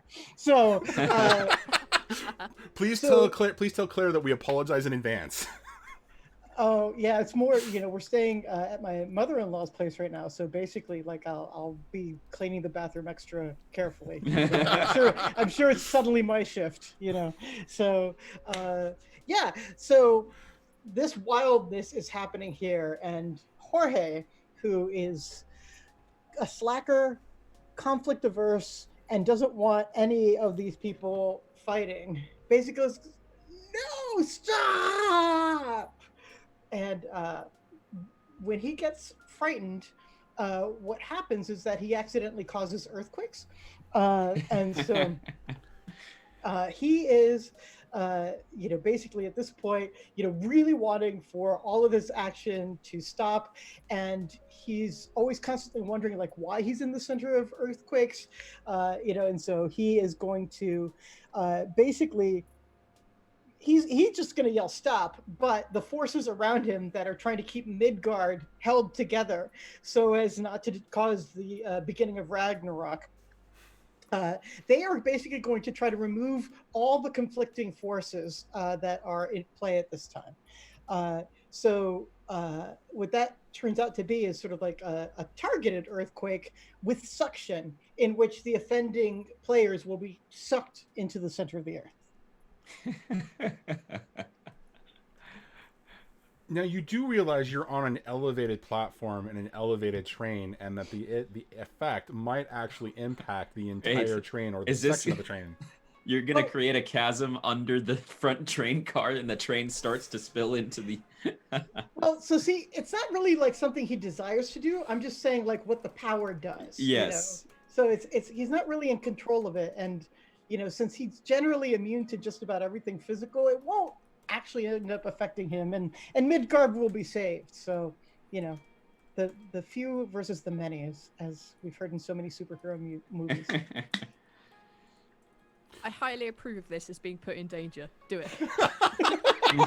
All right, so Carlos, what kind of a move is this? Is this a change the game? Is this a hit him with all you got? What does this feel like to you? Like what is? Yeah, it feels like chaotic whoops. Like it basically feels like that. So I don't know like what power is best like descriptive of that. Let me ask you. Maybe it's take the risk. All right. Well, let me ask you one other question here. Has Jorge ever done this before? Like, has this ever happened for Jorge before? Oh, so it's happened to Jorge like all the time, so like basically like, again, it's not something that he evokes. It's more like the reaction of like, uh-oh, Jorge thinks he's in danger. He might cause Ragnarok to begin. Let's make an earthquake and suck away his enemies. Okay. All right. Talk to me. Okay. So let's call it, I guess, take a risk then. Yeah. All right. So take a risk. Give me the power tags that you think apply here. So, I think the power tags that apply are as follows. Take down the man. Okay. Targeted earthquake. Okay. Disappearing foes and suction. Disappearing. Okay, so you can only apply 3. Oh, okay. So whichever 3 which one of those do you want to remove here? Because you're only going to apply 3 here. Yeah, let's remove take down the man, because that's the most general. Whereas it is a targeted earthquake that will cause disappearing foes and does so by suction. All right, so I'm going to invoke the weakness tag from the earthquake card. Huge collateral damage. Yes. Oh, absolutely. So that definitely needs That's to why apply it's here. there. Oh God. All right, roll it. Okay. And where is this focused on? On Dolly and Sathana? Well, it's more like yeah, I guess it would be focused like they would be the epicenter of the focus, and whatever that would do, because he's not in control of it. He's telling them to stop, so that's where he's aiming. Got it. I think. All right. Like throwing a voice. That's Right. where it is. So that looks like a mild success to me. Did it not update? It didn't update for me. That's weird. Okay. No, that's... Yeah, I don't see it either. Oh, there it is. Okay, there it it is. And let me double check the math, given the fact... Oh, wow. Interesting. So you actually failed, but because of your power tags... Wait, is that right? No. Okay, that's right. Yeah, no, No. sorry. No, it's totally right. I'm sorry. I apologize. I was reading that wrong. It hasn't applied any of the negative stats. Yeah. Right? There I think it was should be 2 though, right? Yeah, it should be 2 and not 3. So... So it's a fail. That is a failure. So... one. Sorry. The MC will offer you So you failed. So I'm going to execute a hard move on you about this. Okay. All right. It's like I This is fail, but bad. everybody else This wins. is so Wait, bad. This is so Is there any bad. way that I could help with Ties of Fortune, just to give them the +1? How would that? You Why don't would that wanna apply help. here? Tides of Fortune. Being that Sethana is supposedly weave fate, decide where people go, that if she can kind of hear him yell stop, that she will just kind of go with that. Being that it's supposed to be a fail, she wants to change that into a, wait, this isn't as powerful as it should be. Let's make it more powerful. She's drunk, so she probably doesn't draw the illusion that, she's probably going to fall into this hole too.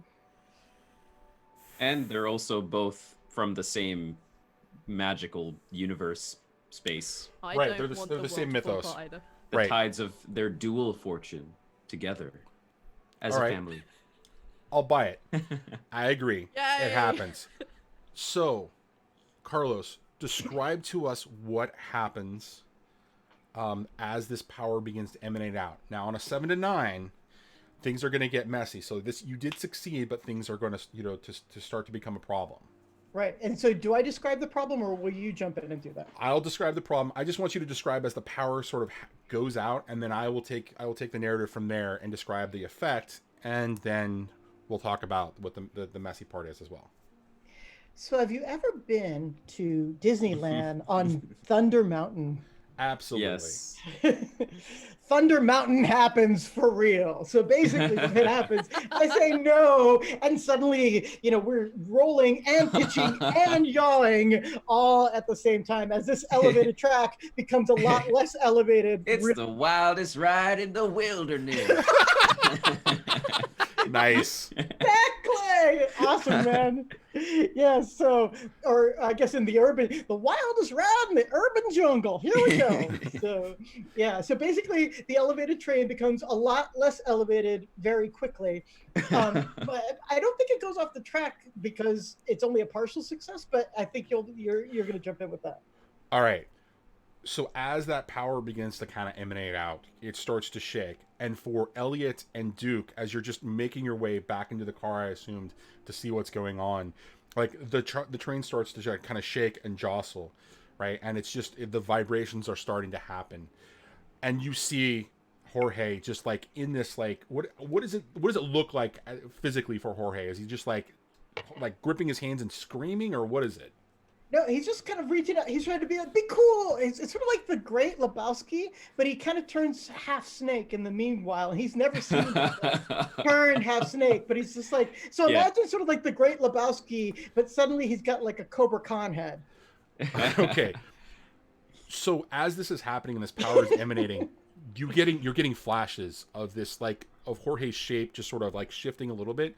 You can't quite figure out what's going on, but like you're getting like a flash of like scales, and then you can see like him just screaming out, and the train sort of shaking a little bit, but then you'll see a flash of like the head sort of shift and change into what looks like a snake's head, and then it's kind of shift back and forth as this power is emanating out. And you can see that the other cars, as you're kind of looking around, you can see that the other cars are kind of shaking and sort of shimmering a little bit, and the ground under you feels unstable.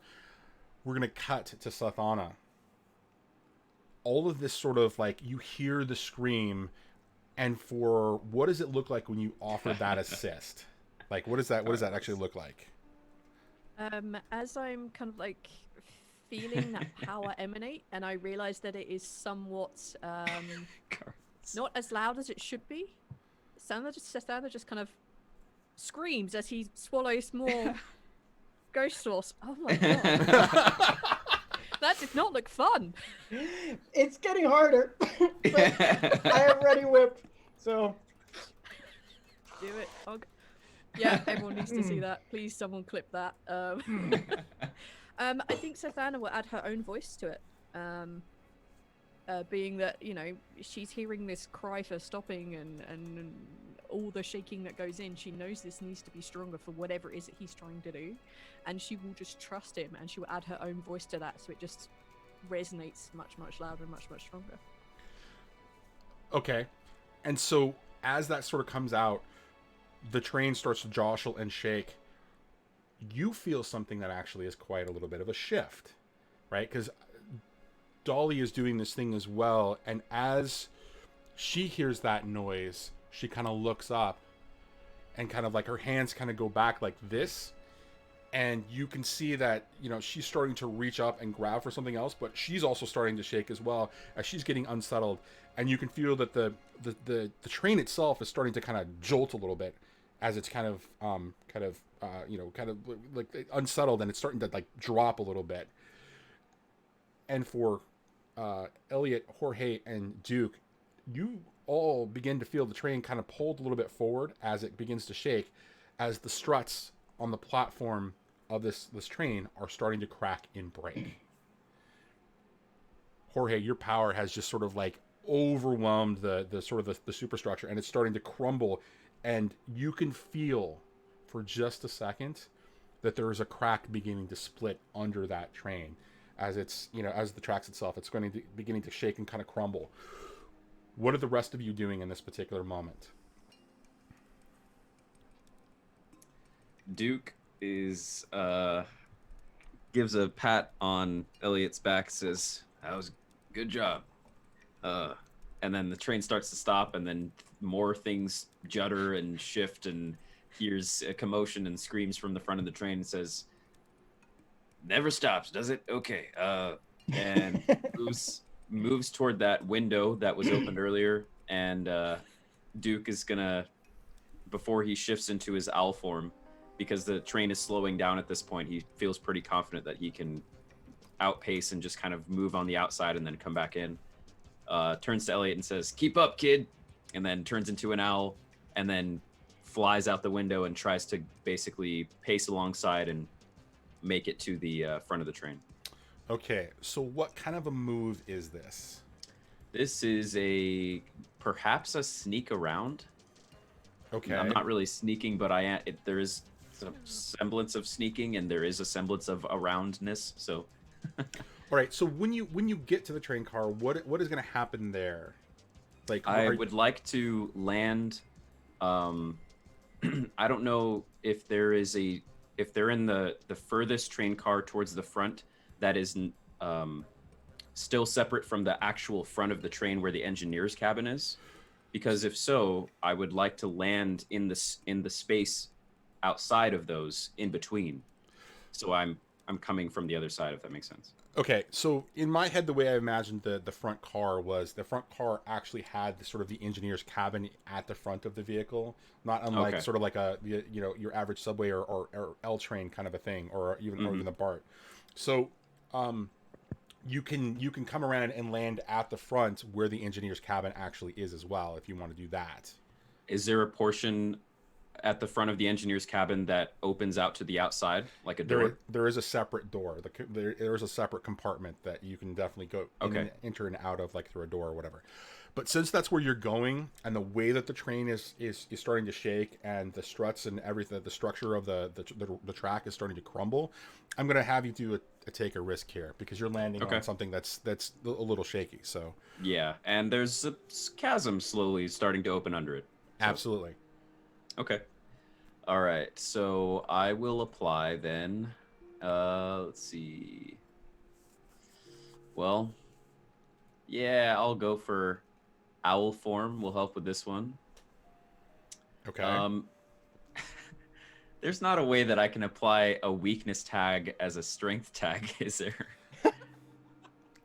You would have to make me a really good argument here. I mean, I've played at tables where people have argued for love as a benefit. Yes.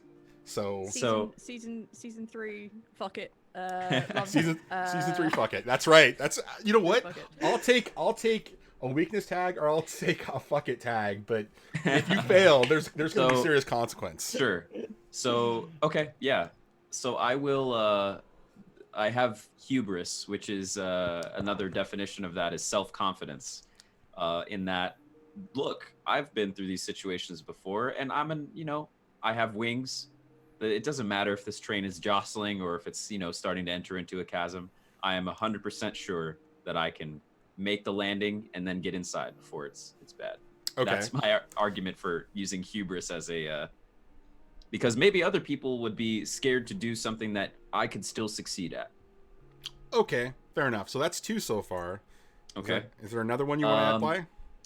Well, the other power tags that have to do with my wings have to do with when I'm like in combat or if I'm human, so I don't really think so.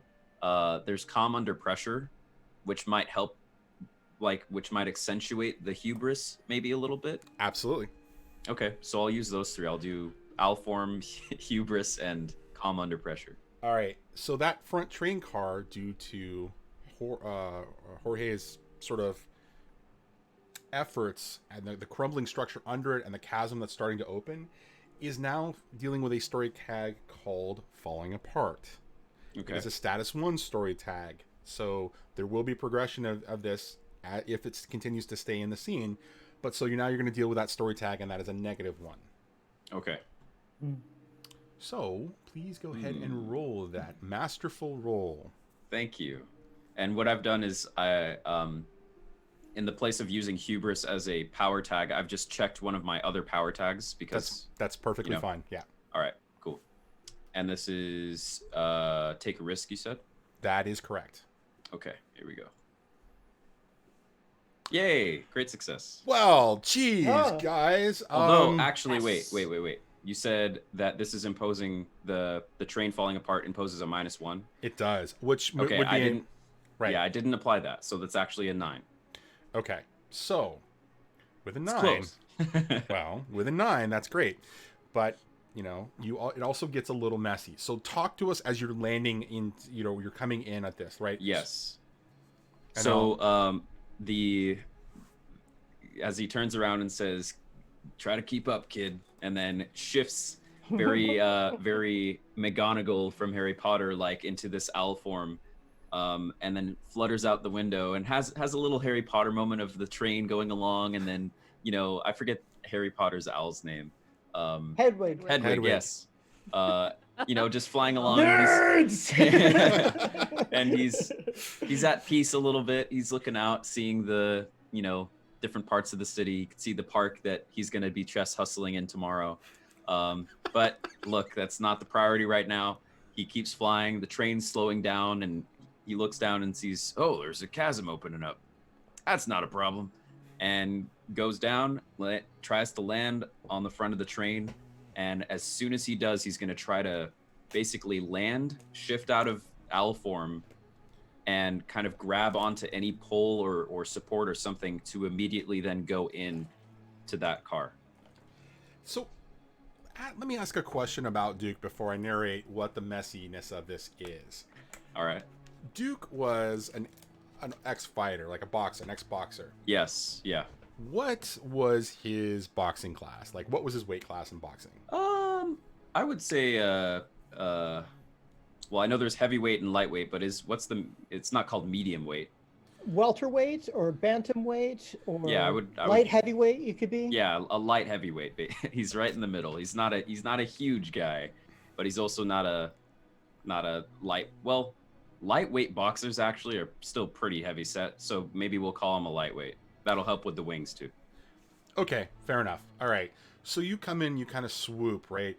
And you come in and you grab onto the outside of the door, right? As you're kind of coming in and you begin your transformation out. And as you do, your weight is just enough that it causes a little bit more shift as the car kind of lurches forward just enough that it's enough of a jolt. You're going to have to face danger or you're going to fall. Okay. So what I'll do for that I have an answer for. I will... there we go. So now that I'm back in my human form, I'll kind of retain the enormous owl wings, and I'll try to use those to not fall. Okay. Is there a way... Let's see. Is there a way that I could use... If the train is jostling in a certain direction, that I'm basically losing my balance in one direction, could I use wing bash to try to basically counterbalance? Like if I'm falling in a direction, can I wing bash in that direction and push myself off to use wing bash as a power tag? Sure, I'll take that. Okay. And then I'll say only other one that would still apply is just still calm under pressure. Look, I've been on fallen trains before. It's fine. All right. Well, it was a power tag the last time, but you're going to take a weakness tag of hubris this time. Okay, good. So Good to know. go ahead and All roll right, it. so I'll make this. I'll add that. Okay, and then is the train still applying another negative? It is still applying falling apart. Okay, so I'll add another negative. All right, cool. Wow. Okay, even with all that, even with 2 minuses. Ah! This is one of those days. This is one of those. What do you mean hubris? Of course I can do it. All right. You call it weakness?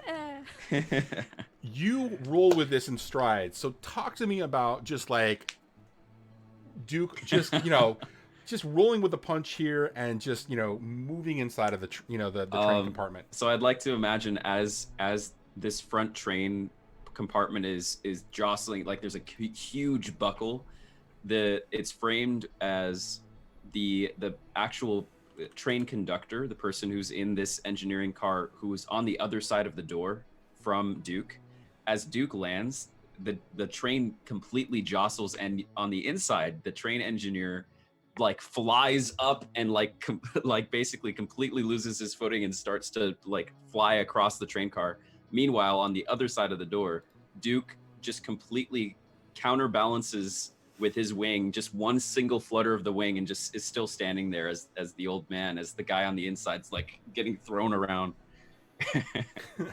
All right, and you kind of come in. He's like, "Whoa, what the heck? Where did you come from? What the? How did you? What's going on? What's wrong with the train? What's going on out there?" It's nothing. I open the door, I get inside as everything's collapsing, and I help right him a little bit. Oh, all right. Well, the train just stopped all of a sudden, and then there's this collapse. It's all right. It's totally fine. I just need to get past you right there. We got a bit of a situation. And he looks out the window, and he kind of looks back at you. You got this, buddy. Thanks. And he starts to get on the mic, and you hear, "Attention passengers, we are currently experiencing, I don't know what," and and he starts talking about having to evacuate the train, right? All right. And so we're gonna cut to Sathana seeing behind Dolly. Yeah. Duke sort of just like appearing right there, and like having an exchange as Dolly is completely unaware as she is grabbing for. Now hold on just a second. We're gonna cut back to Elliot. Elliot, what's going on in this situation? You stop the train, and all of a sudden things are starting to shake up. What are you doing here? Yeah, I think it's like Duke pats him on the back and like takes off towards the window. Elliot will follow for a moment and kind of poke his head out the window to see, like, because there is no way that stopping a train would now cause it to start dipping down somewhere, right? So probably just like assessing the situation.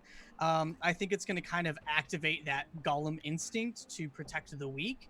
And he's gonna kind of like just like turn to like whatever passengers are still here and be like, "Get to the back of the train now!" And I think he's gonna start increasing in mass. Okay. And just like this stone clay body starts cracking and emerging. And he's just gonna keep like shouting at people like, "Get to the back of the train now!" Awesome. Nice. Very, very nice. All right. And I so love it. I'm gonna need an intimidate, or like a convince roll or a change the game kind of roll here, or I believe you have one juice left, and you can create a story tags from that juice and say train evacuated. That's your choice. Oh well, I mean that seems like the easier choice. Let's go ahead and use the juice for train evacuated. All right. So as the train is falling apart and it stopped, so we got 2 positives, 1 negative here. I'm gonna say, as you say this, that also comes into play, and we'll call it evacuated. And though those people, so the story tag evacuated now is in play, and they all begin to run as you kind of turn and take in the situation. Where are you gonna go next? What are you gonna do next? You still see Jorge screaming his his guts out. Yeah, I think then, as long as people are starting to run back towards, the back of the train, you just hear like, and Elliot probably isn't super in control of himself, is just going to start barreling down to help Jorge. All right. You start moving towards, Jorge is still doing his scream. We're finally going to cut back to Sethana. You see Duke behind Dolly as like he appears sort of in the compartment, and you can see the sort of the engineer, and you begin to hear the voice. All of you begin to hear the voice over sort of the loudspeakers about evacuating as well, which punctuates and accentuates what Elliot does with, like, when he tells everyone to just to get out. Sethana, you see again that Dolly is grabbing in the air, and the noise of Jorge is still sort of resonating there, but along with that, there is the noise of like the over the speakers as you see her kind of winding up and grabbing with two hands as she pushes towards. Now you can either take action here, or you can face the danger that's coming at you.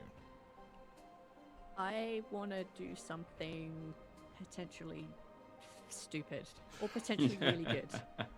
Have you met yourself? Yeah. Yes. And I need you to know this is entirely your fault. Oh, it is. So- Okay, fine. I'll take the blame. Whatever. Yeah. So you mentioned that I heard Charlie's voice. You did. So I would like to go to the battlefield and pull her from there. And if I can't find her, I will pull the nearest person. Wow.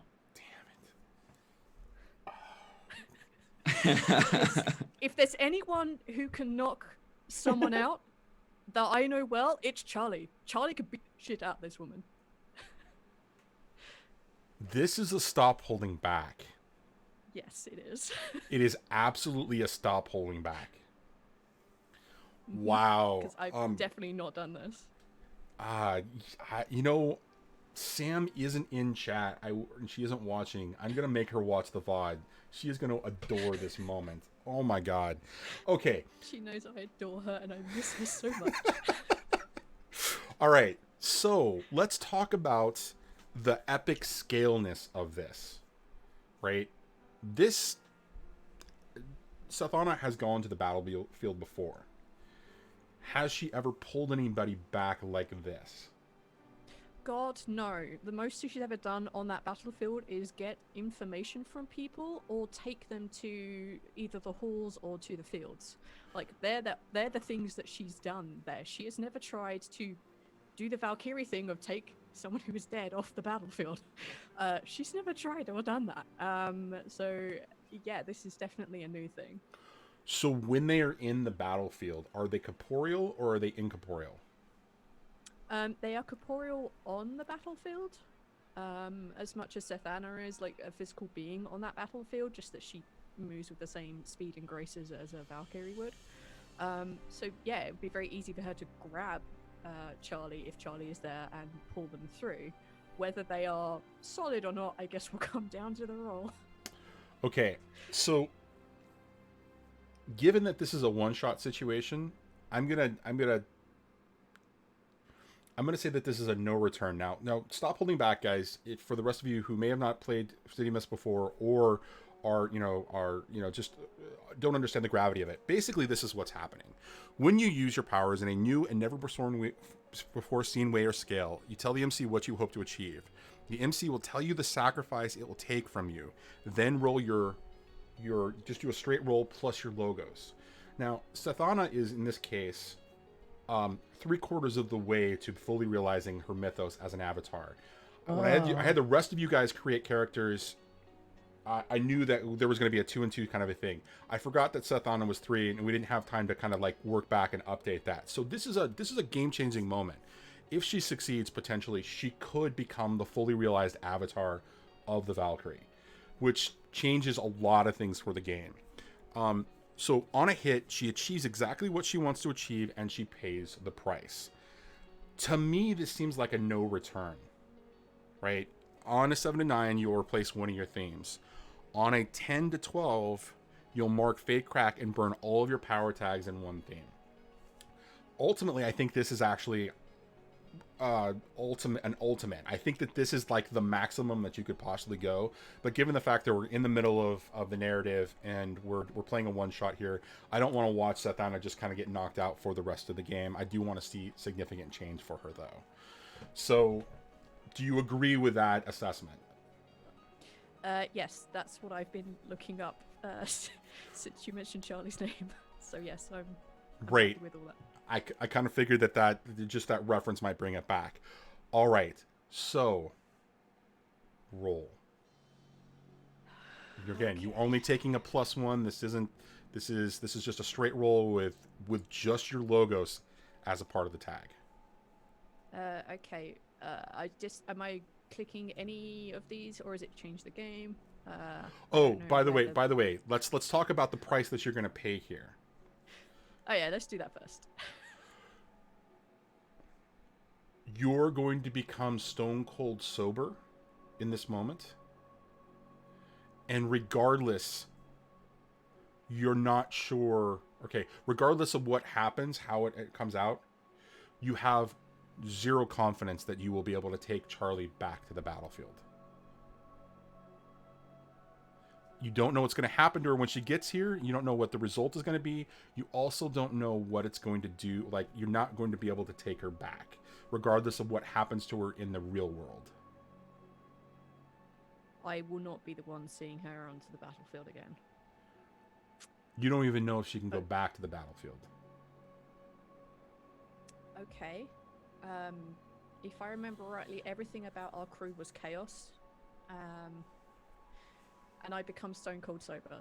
That's a difficult thing for her, because that means she has to remember things and feel a lot of pain, which she doesn't want to do. But I think that with the scale of everything that is going on, getting this woman is kind of important. And if we have another person who can jive off of really well off of Duke's abilities of punching things, those two together will be unstoppable. And I think that's more than enough for Sethana to sacrifice.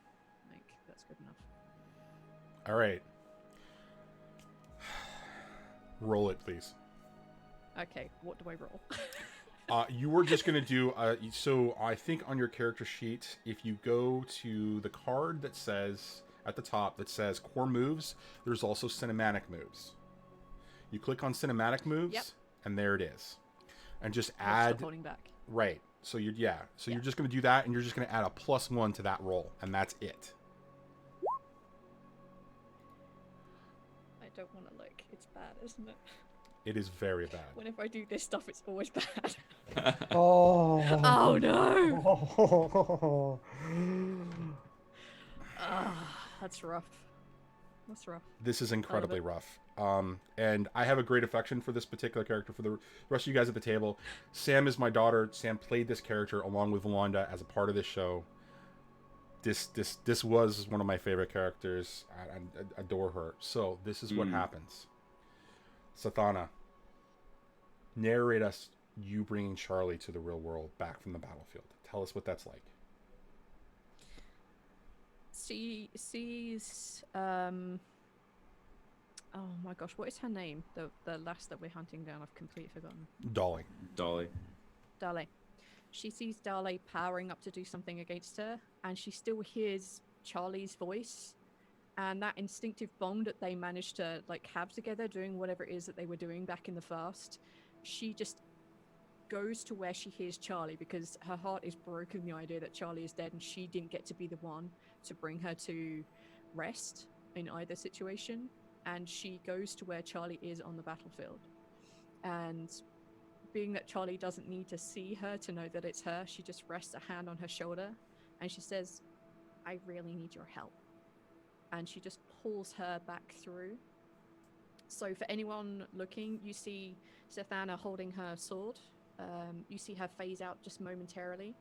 And then you see that sword just shimmer and change into Charlie with Sethana's hand on her shoulder. All right. For the rest of you and for the viewers, Charlie is blind.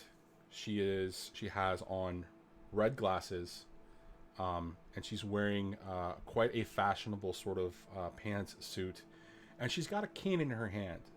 She is basically the female version of Daredevil with some other changes sort of like come to play, right? And actually, her name is Charlie Cox, which is actually the name of the player or the actor from the Daredevil TV series. So as she appears, she just sort of phases in, and she is just vibrant and colorful and just fully realized. And she looks over to Sethana and says, "What do I need to do?" She points at Dale and she says, "That one, we need unconscious. Work with him." And she nods in the direction of Duke. Charlie smiles and says, "Sounds fun," and turns and immediately begins to make a move and pull forward, and she pulls away from you. And as she pulls away from you, you can see that she starts to go incorporeal and starts to turn gray. And just as the punch is about to land, she vanishes completely. All right. So this is basically what's going to happen at this point. You are going to burn all the power tags on one of your cards of your choice. What does it mean to burn a power tag? It means that she can no longer use them. So if I say you burn a power tag, you can no longer use them as a part of this session, right? You can recover them doing a montage. If you also have the ability, I don't know if you guys read the cheat sheet. If you burn a power tag, you can actually get an automatic success, but you can no longer use that power tag in a situation. Okay. So for Duke, you watch this happen, right? And you see this young woman just appeared right next to Sethana. As she smiles, says something to her, and just moves and turns. And as if in slow motion, you see this young girl just move like she has the moves of a fighter. You can see that she's got that sort of like rockin' ability, and she just comes in and she starts to swing. And as she does that, she begins to kind of fade away, and she turns gray before she fades. As she just kind of vanishes in front of your eyes. As Sethana, Dolly is unfazed and takes the sound and throws an attack at you. I now want you to face danger. Okay. Oops, I clicked the wrong button.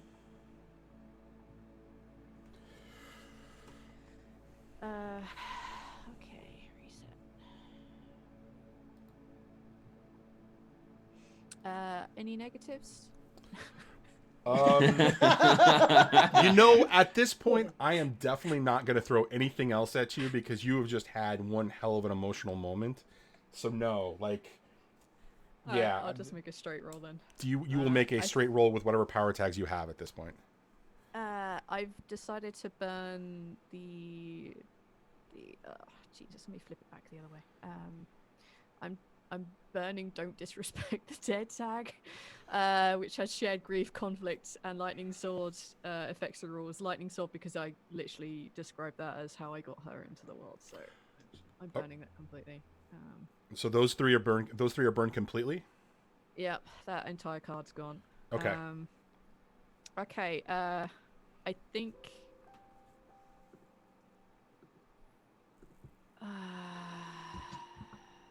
Oh man.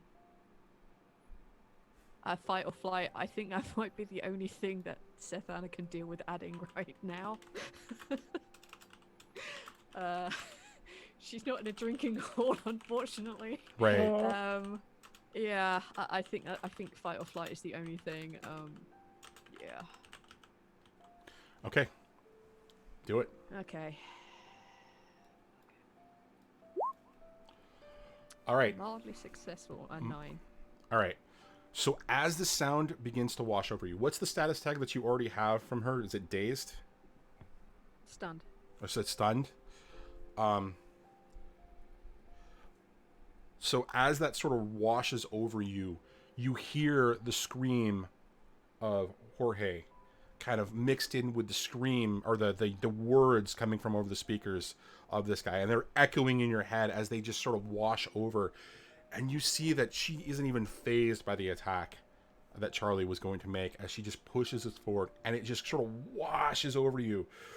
But because of that, you rolled a mild success, you reduce the status on this, and so you're going to take what would have been another tier 1 stunned, but now it's going to come together as tier 2 clock ringed.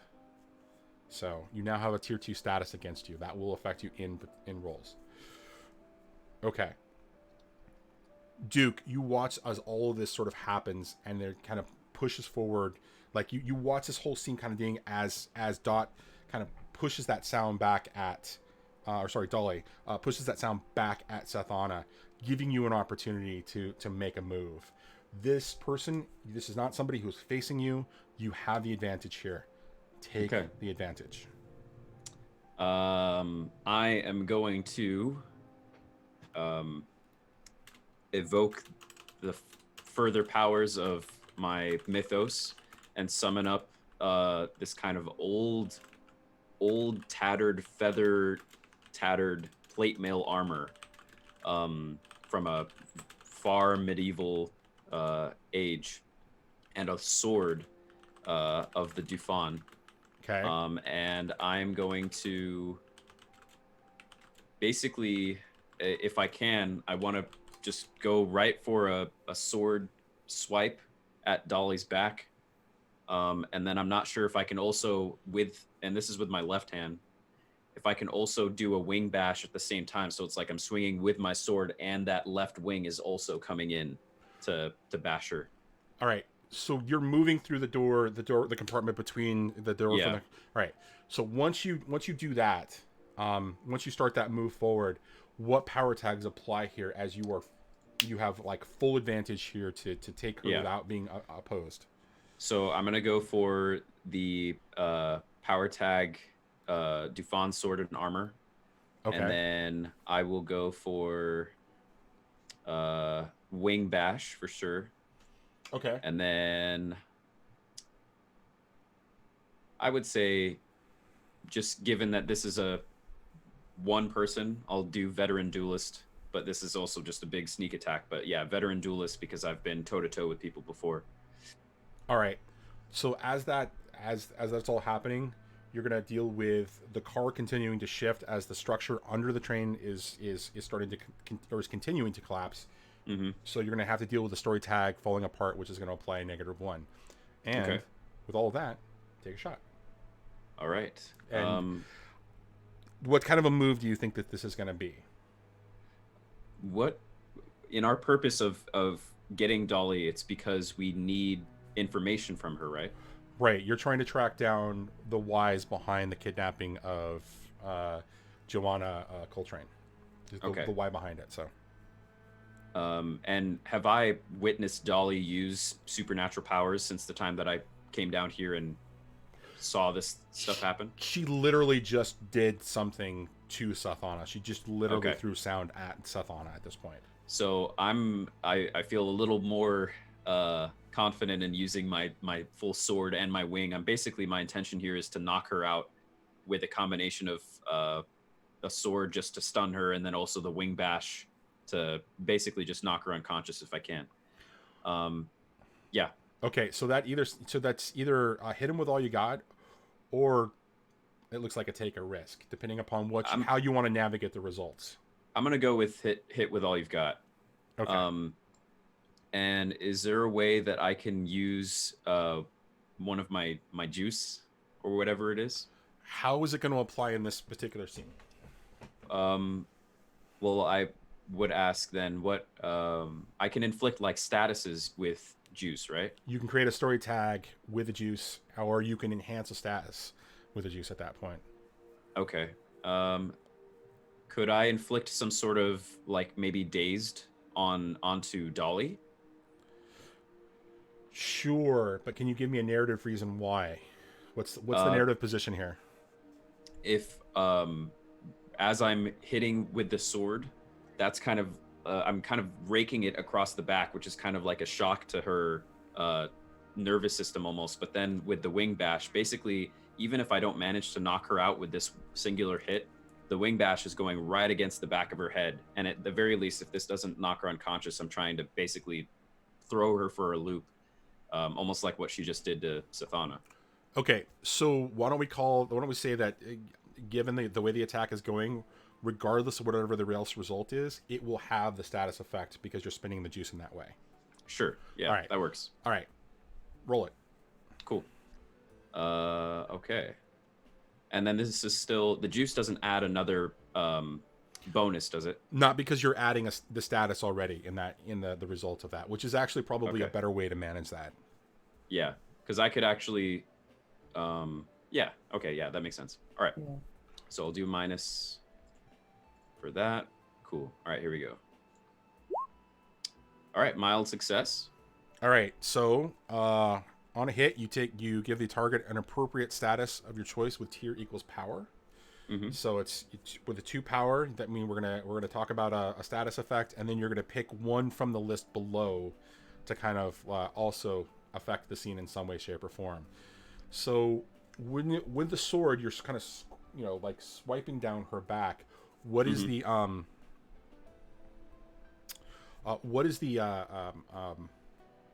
what does that look like? What does that like physically look like on her? So, is Dolly wearing any armor or anything like that, or is she just in clothes? No, she's in street clothes. She's got some leathers on, and it's basically casual, leathers and jeans kind of a thing, and wearing boots. So I think what I'll actually do is, Dolly was reaching for like some sort of ethereal ways to affect Sathana, right? Was Dolly reaching with a particular arm? With both arms, she did for the second attack. She was reaching up, and it was as if she was grabbing sound out of the air and pushing it back. So as I go to strike, Dolly's currently with hands out like this. Right, exactly. Okay.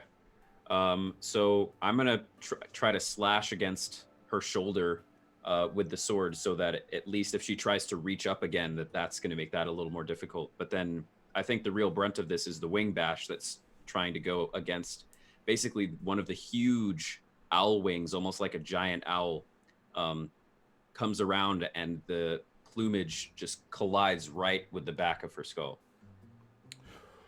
All right, so how about we call this Concussion 2? Sure. All right, so Concussion 2,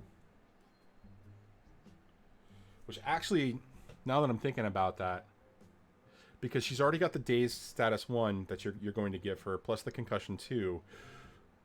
Yeah, she's progressing. So you're gonna need two. You're gonna need 2 more. There's a couple more pips along to increase the status to 3, but she's hurting pretty bad right now. All right. So she's got Concussion 2.1, and the dazed tag goes away because of that. Okay, cool. All right. So as you do that, she, this wave sort of flows over Sathana, and just, she's kind of reeling back from that, just navigating that. You come with this attack, you slice and then bash her with your wing as it pushes her forward, and Dolly just sort of like stumbles, and she's kind of like she's off balance at this point, and she's trying to she's grabbing onto a pole, off of a seat, and she's just, that's attached to the ceiling. She kind of grabs and kind of swings around, and you get a look in her eyes as she's shocked that you came from out of nowhere. And you can see that she's making a move to attack, and we cut back to Jorge. Now, Jorge, your scream, you do this whole scream thing, and it's done. And you hear this clump, clump, clump coming up behind you, and it's Elliot. What are you doing? And so, Elliot, you can jump in here because you're catching him at the end as well. So I'm gonna run toward Dolly, and I'm gonna be saying, at the same time, I'm gonna be like, Duke, stop! And I'm running towards Dolly, and I'm saying, why are we all doing this? Just everybody stop fighting! And I'm going to basically try to convince her to, basically just break off this attack. Just visually, where are the goons right now? The 2 goons? So the goons you are in the 3rd car. The goons are in the 2nd car, and Dolly has made it to the 1st car where Sathana and Duke are. So you've still got the goons between you. Oh, okay. Right. Okay, So the goons are still they're kind of like they're shocked about the situation. They're reeling from the idea that the train is starting to move in an unexpected way, and that like they can feel the platform kind of shifting. So they're stuck in this. They're in the second car trying to assess the situation and try to figure out whether they should go help Dolly or they should get the hell out of there. So as you come into the second car with Elliot, you see this happening. Like you see them starting to kind of ponder and kind of figure out what the hell they're doing. So you can work to convince them if you want to do that. Right. What is also the status of the subway car right now? Sort of like, in this moment, like, is it still careening toward the ground, or like it is starting to list forward, right? So the structure is still falling apart, but it's not like the crack in the ground is not opened up yet, right? There's just this gradual sort of lean, and you can feel the car lurch a little bit. Right. So basically, I'm just going to try to run past them and get to Dolly. All right. So is this something where you're just like blindly doing it, or is it something where you're being cautious? Well, I guess what I would say is, like, since I kind of know these guys from the underworld, what are their names? So we had Christian before. There's Diego and there's Martine. Diego and Martine. So I guess I'll do this. I'll go up to, I'll be kind of like running in and sort of like not looking to break step, but breaking it as much as I need to. I'm going to say, Diego, Martine, where's Dolly? I got to go help her. Basically try to convince them that I'm on their side. Roll it. Give me some power tags and roll it. So my connection to the underworld, okay. Most definitely, I will do that. Yeah,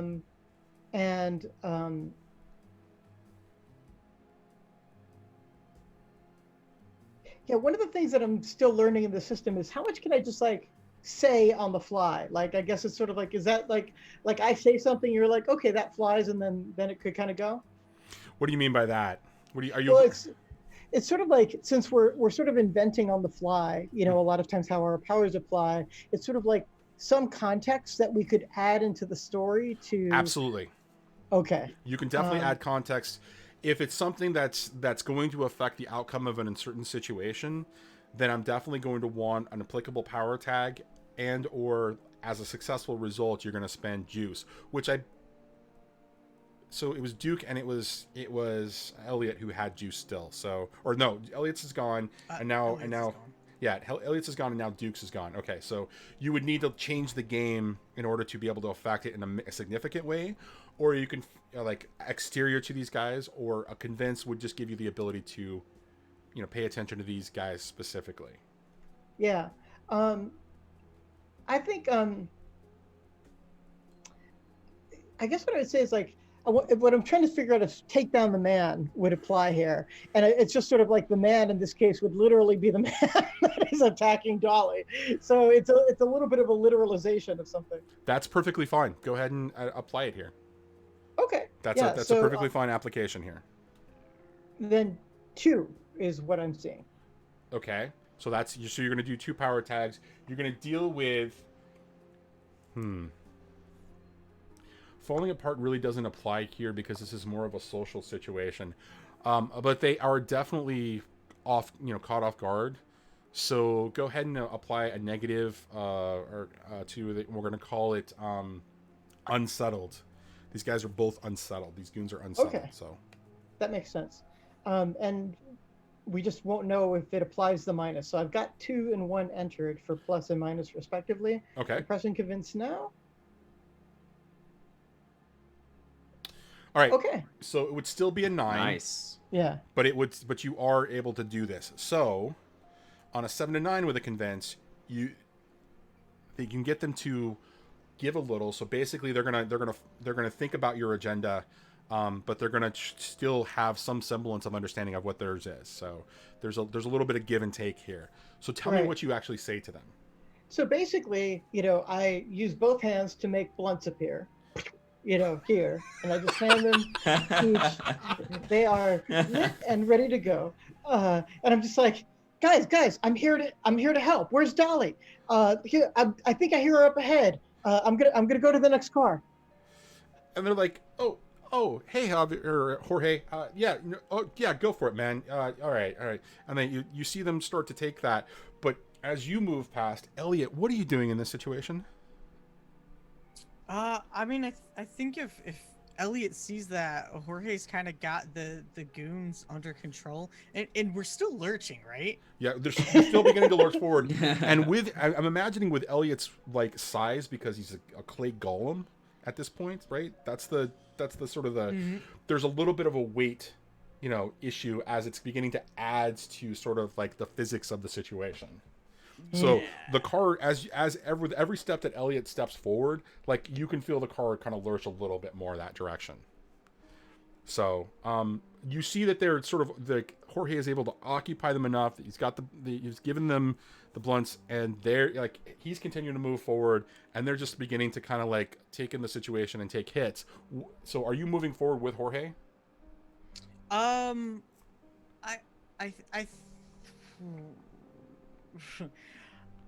think with some limited level of cognitive awareness of the weight shifting, or at least feeling the lurching, right? Elliot's core drive is to still just protect like the people who need to be protected. I think he'll go to Jorge and just like 1 minute, I'll be back. and move a little bit back towards the cart, to the train cart, right? And then with like his stone fist, just smash the mechanism that's holding the rear of the cars with the front of the cars. So if they go down, at least the people will be okay. Interesting. Yeah. That feels to me like a change the game. Cool. It could also be a take a risk, which is a much simpler, but also that too. Right. So which do you want to rename it to change the train? Right. Exactly. Which one do you want to do? I think you just take the risk, because I don't know how more it would impact. Okay. All right. So what power tags? Like I don't want to influence too much of that stuff. So totally. Technically, I have that story tag. Mm-hmm. Can that be going nowhere with the train specifically? That is absolutely something. So once you use this, though, this is the thing with it's the simple. Gone. Yeah, you're gonna burn it. It's gonna gone, but okay. It's gonna apply to your plus. Yeah, absolutely. Great. Okay, so I'm gonna add that because I feel like that's good to have with that. Okay. Probably just stone form and stone fists. Okay. Because he's just smashing the mechanism. Protector of the Weak also seems like it might apply here. Protector of the Weak. Mm-hmm. Okay, so that that seems some options there. Yeah, so I think you've got 3 there, plus the going nowhere, which is going to add another +1, so that's 4. So this is an example of a rare case where you can apply the maximum of 3, but story tags will still apply and give you a larger bonus. Let's see. I mean, I could also... Can we add more? Because evacuated can also get burned there, too. Sure. If you want to burn that as well, I'm happy to do that. I mean, we got 30 minutes. Why not, You're absolutely right. Go ahead. Yes. All right, so we're going to burn both of those. Let's do it. All right. We've been rolling really, really well all day today. All right. I'm just really scared of this next roll, right? Like, my luck is about to run out. Okay. So that's 3 power tags. You're burning 2 story tags that are in the positive, so that's 5. 5. And then you're going to deal with the story tag falling apart, which is a negative. So it's basically you're going to go to 4. Okay, so I'm going to take that. All right. No, minus. So those are burned. All right, awesome. Cool. I am really looking forward to this roll. I want you to fail so badly. Oh no. But he's got to roll 2 2s or 2 1s. Like he's got to do, and the 2d6, he's got to roll essentially a 2 in order for this to fail at this point. So this is how the system can be gained and can be a little bit more sort of like in the player's court. So roll it. Okay.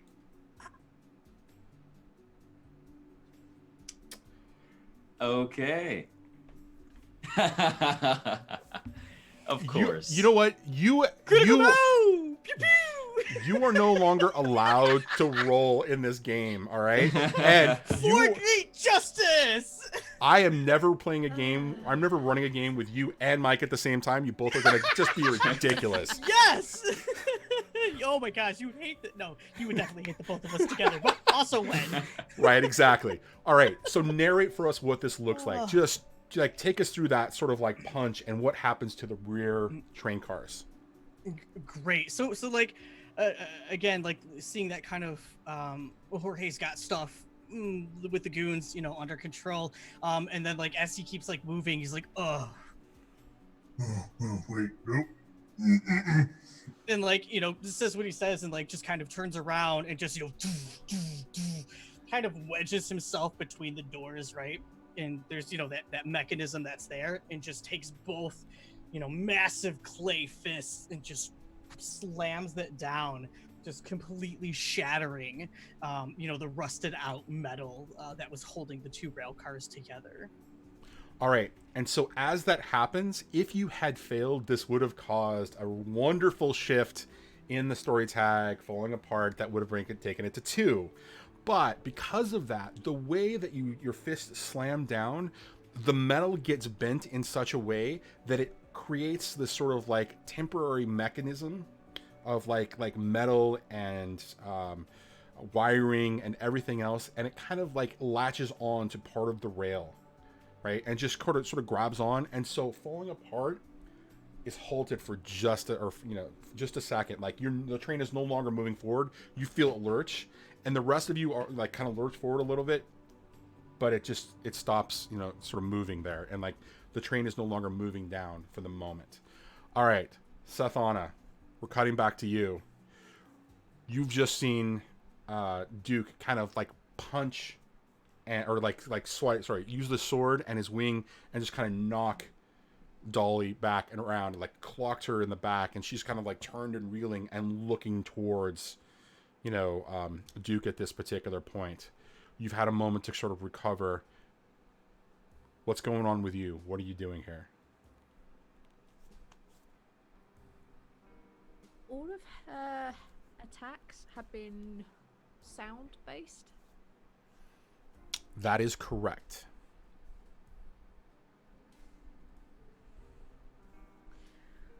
Okay. If I can find a way of arguing it. Actually, no. I'll do this the proper way first.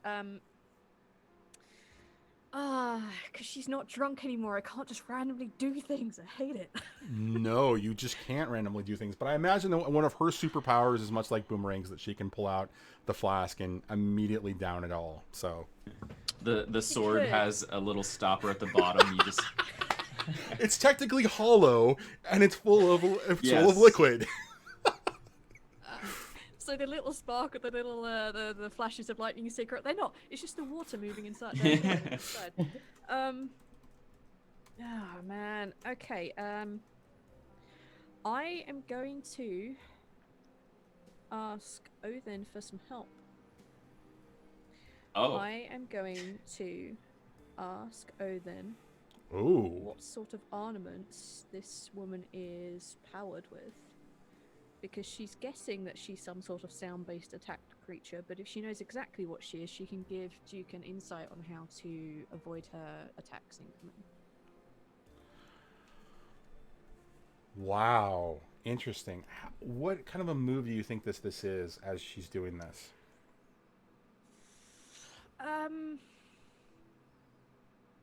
I think this is it's either investigate or it's change the game. And I would argue change the game purely because it's going to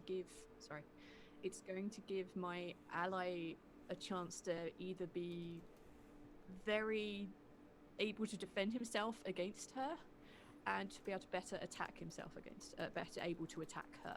So that could be like a really big shift in our favor. Wow. Okay.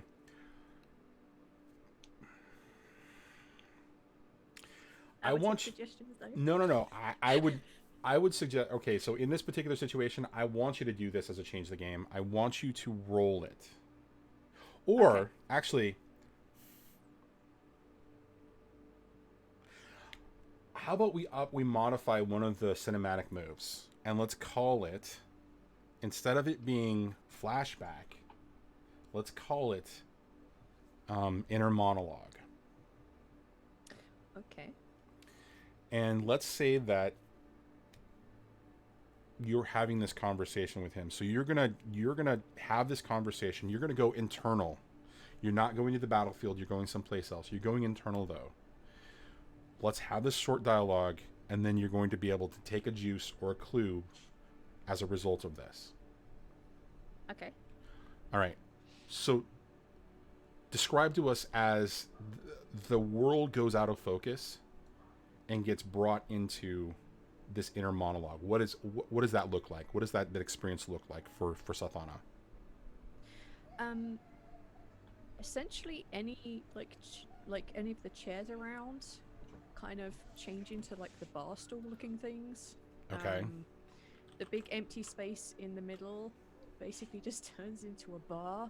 So it's very much that like sitting down after a long heavy day, with the barkeep leaning over with a lighter saying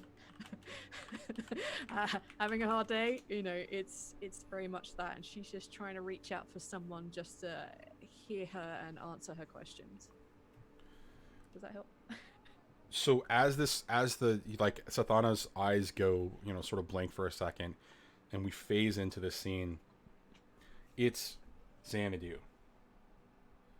All right, it's the bar. Okay. Yeah. Right, and you're sitting at the bar, and you're sort of looking down, and you see a glass sort of appear in front of you, and there's a pour. And as you look up, you see Wednesday standing there, smiling at you, and he says, "It's been a while.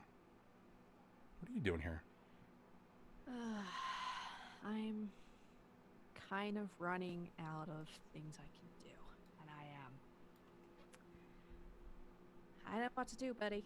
And she takes the glass, but she's not drinking it because she doesn't know she can get drunk. He looks down at you, kind of smiles, and then he kind of looks, you know, back around as if he's looking beyond you, and he says, "You've got yourself in quite a pickle. You also..." And he kind of leans to the other side and kind of looks past you. "Looks like you've made a mistake or two."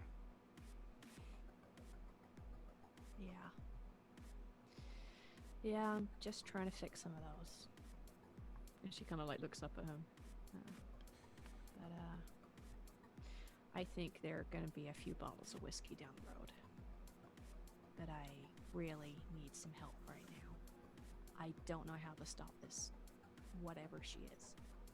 And I don't want my friends to get hurt. And I've already hurt someone a lot today, and I don't know if they're going to be okay. Well, he kind of looks off to the side, you know, back leaning over to the left, and he looks past you and he says, "This one's a little bit tricky. She's not from our side of the world, should I say, or from our neighborhood." He kind of looks back again and he says, I think if you can," and he says something, and there's this long sort of like explanation that he gives you. And he's like, "I think if you do that, she'll go down for you. You'll be able to end this madness." And he reaches into his pocket and he pulls out something, and he puts it, his hand is covering it on the table. And he kind of pulls his hand back just to a finger. So he goes like this, and finger. And under it, you see a pair of red glasses. And he kind of slides it across to you. And he puts the drink in front of you too. And he says, "You can take one of these. One leads to oblivion, The other leads to redemption. This is your choice, and your choice alone. But right now, I think your friends need some help.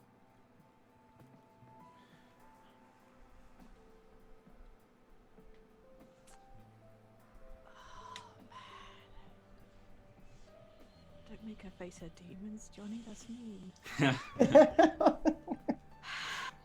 She reaches out for the glass and then just pulls the glasses.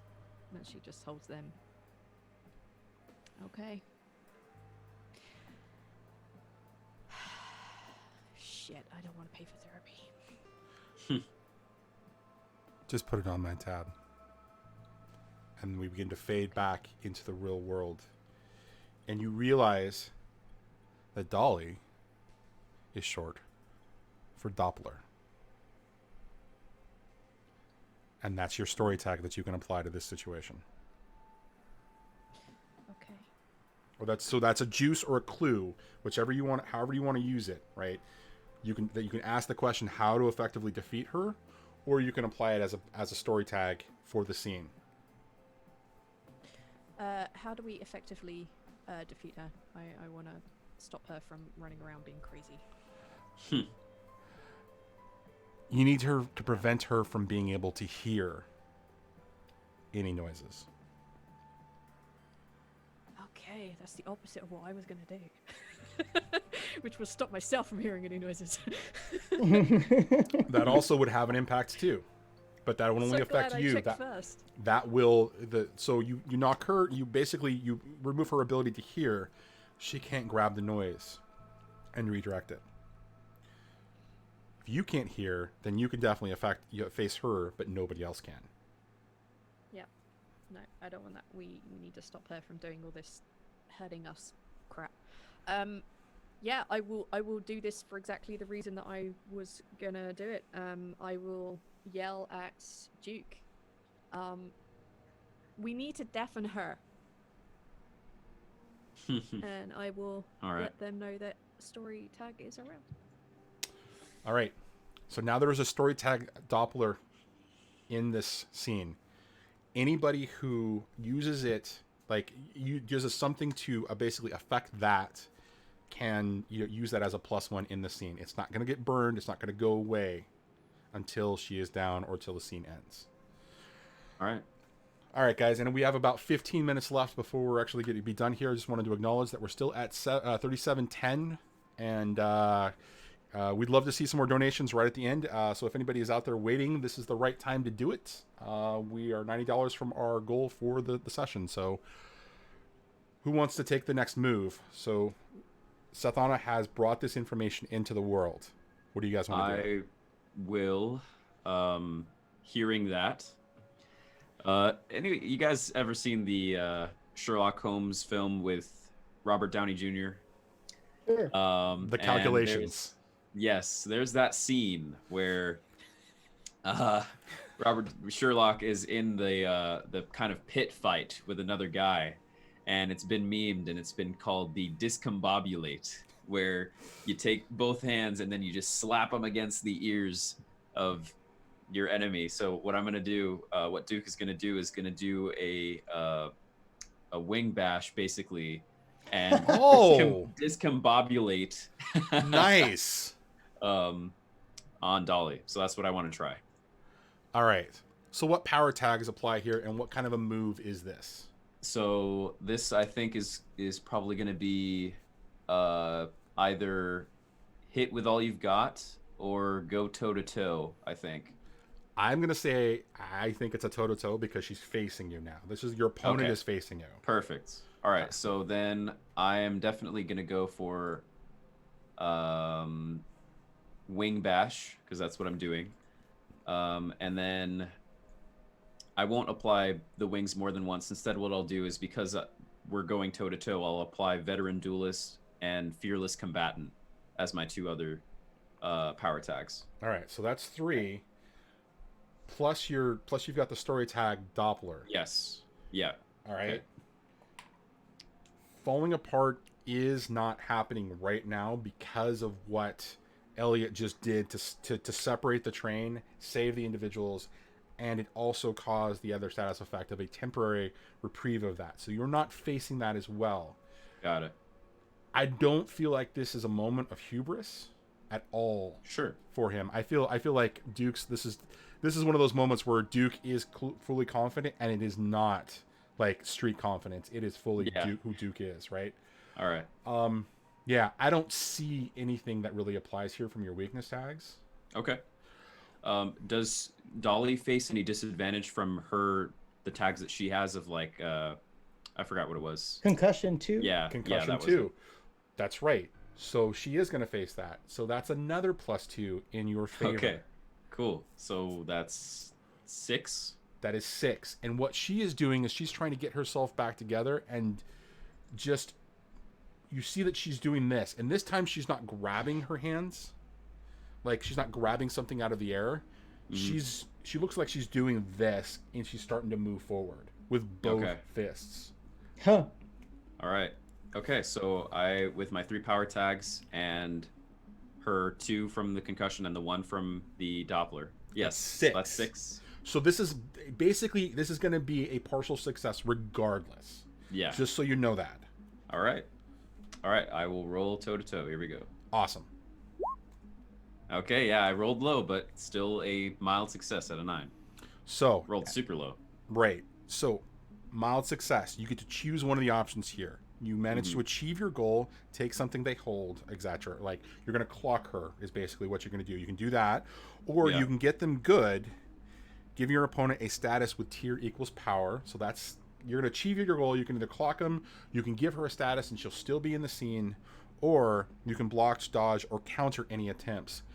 Because she's in motion to do this to you, as like she's in motion to attack, you're going toe to toe, you are going to take the status effect of whatever it is that she's about to throw at you.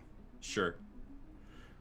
So could I inflict on her a tier 1 of deaf maybe, or like a tier 1 of stunned, or is that not something I can do? So I'm going to be very, very, very clear about this. This is based on power. Like you have a 6 power. You are going to knock her ass out. Oh, she is dropping out of this scene when we are done here. Oh, okay. Right. But she's going to hit you too. At the same time. Got it. All right. Exactly. So I don't have to do anything other than prepare to face danger. Yeah, exactly. All right. All right. So describe to us what happens as this sort of comes forward. Like as this, like you move in with this as she's like ready to kind of punch at you. So right after Duke kind of swiped with the sword and the one wing bash, and then saw Sathana again kind of go into this ethereal, or perhaps not ethereal, but maybe, or Sathana, how would you describe, like, what would Duke have seen when you consulted Odin and everything? You basically see the pupils of her eye just expand massively, so her eyes are almost completely black, and then maybe half a second later, they go back to normal. Okay. And then that's when you shouted that we need to deafen her. So then a smile curls across Duke's face, and then the wings kind of twitch for a second, and then just instantly right against the sides of her head. But because he had to get a good stance for that, he's not moving out of the way for whatever she's about to throw at him. Okay. So she whacks like you whack her, like she's just like that. Those wings just kind of go in, and it's just like you can see that she's been clocked. She is going out. You can begin to see the eyes rolling, but she's already in motion for what she's doing. Yep. And what you see is this sort of staggered sort of like flash. She's there, she's gone. She's closer, she's gone. She's closer, she's gone. And she's just like, she's coming in really quickly to you, and she's punching towards you. Now, face danger for me. Okie dokie. I'm going to use, for sure, I did bring out my sword and armor, so I'm going to use the armor to try to resist some of this. Then I'll add the power tag of, if I could, I'll just add all 3 of my Destiny power tags, because this is a one-on-one duel type environment. So veteran duelist, and then fearless combatant. and then the armor. Those are the 3 I would do. Absolutely. You are Okay. also aware that you are aware of the story tag as well. It still applies here because it's a part of the scene, right? Mhm. That's the effect of the inner monologue that happened for Sathana. Okay. So that's a 4th one you have as well. All right. I don't think any of your weakness tags apply here, so why don't we go ahead and have you do that? Okay. I'm not at any minuses because of anything else. Unless you've got a status tag of any kind. I do not. All right, so I'll roll at 4, and this is face danger, right? That is correct. Okay. That's an 11. All right. So as she's like sort of like jittering forward motion wise, and the punches are coming out, the wings have slapped.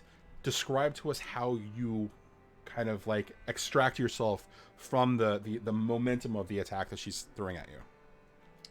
So what I'll do is as the wings have come around and they both kind of strike against the sides of her head at the same time, I'll see that her momentum is still carrying her forward. So what I'll do is I'll sidestep and continue putting force into my right wing. Into my right wing. That's funny. Anyway, no, let's continue putting force into the left wing. Okay. Sure. Why not?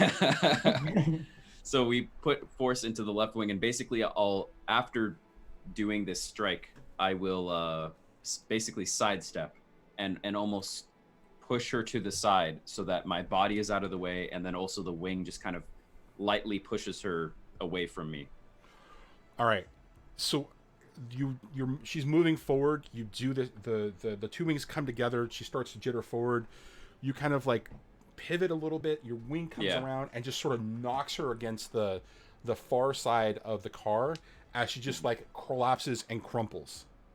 Okay. And she just kind of crumples to the ground, and a cell phone just kind of dances across the floor from her pocket. I'm assuming that the rest of you kind of like you wake up and just, or like you kind of like walk into this particular scene in this situation as you see Duke has done this, as his wings just sort of fade back. So I immediately kind of run over to Dolly and say, Dolly, are you okay? I make a blunt appear and I try to apply it to her lips. She is passed out. She is gone. She is just out. No, She's out of it. I'm going to keep trying. The blunt will fix all eventually. Duke. I like Jorge. Duke He can come to my parties. Duke sees Elliot enter the room and then points down at the cell phone that dropped and said, "Hey, would you mind grabbing that, son? I have trouble bending over." Elliot is still like clayed up, right? Like he's gigantic. So he's gonna have a giant. Yeah. It's like you try to like, you got like no fingernails and you're trying to pick up a penny off of like a smooth surface. Yeah. Mm-hmm. Just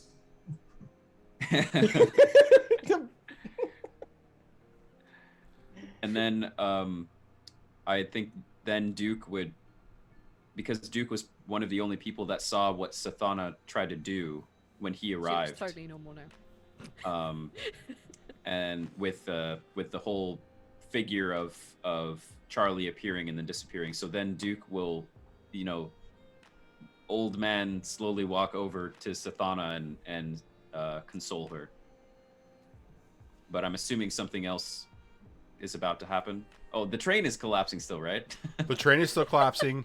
Dolly is passed out with Jorge just trying to feed her, like force feed her a blunt. And there's a cell phone that's just sort of like, sort of laying on the ground in the center of the 4 of you. We got time for this later. Grab the cell phone, All right. grab the girl, and I'll see if I can get us off this train to a hole in the ground, I assume. Yeah. I turn around and is the train conductor still in the train car that we're in? Yeah, he's kind of looking no. at this situation, going, Come on, son. and he kind of like makes his way, between the 4 of you. He looks over at Elliot, and for a second he like looks up and down and looks. He doesn't quite see you. he looks at you in your eyes when you're in your normal form, not in the clay form. But like you see him kind of glance up a little bit, like as if he's seeing something. He's not quite sure, and he kind of dances his way between the four of you and makes his way towards the back of the car as the cell phone begins to ring. Okay. Oh, the cell phone begins to ring. Pick it up and answer.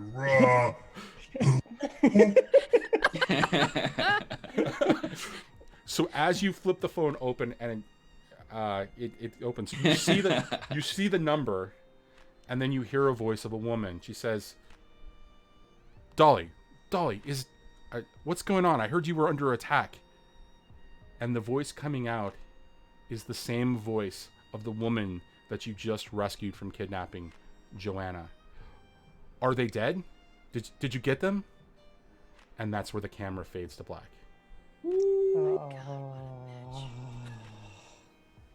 Alrighty, guys. Good number, huh? Smoke him if you got him. Sorry, I think this is the wrong number. Don't All right. come to the phone right now, but take a message. All right, Oh, guys. God. That was City of Mist. That was KNXS, which was the name of this one shot. That was one of the most epic 3-hour fights I've ever had to run. You guys were Yeah, absolutely that was so cool. fantastic. Oh my God, that was so fun. Yeah. All right, it turns out there's an updated sort of total. We raised $170 for the stream, so more than half of our goal. So I'm still feeling Awesome. pretty good about that. So that's great. Thank you guys for everyone in chat that donated. I believe the last donations that I didn't actually acknowledge were from Dr. Rubix and her mother with a total of $50.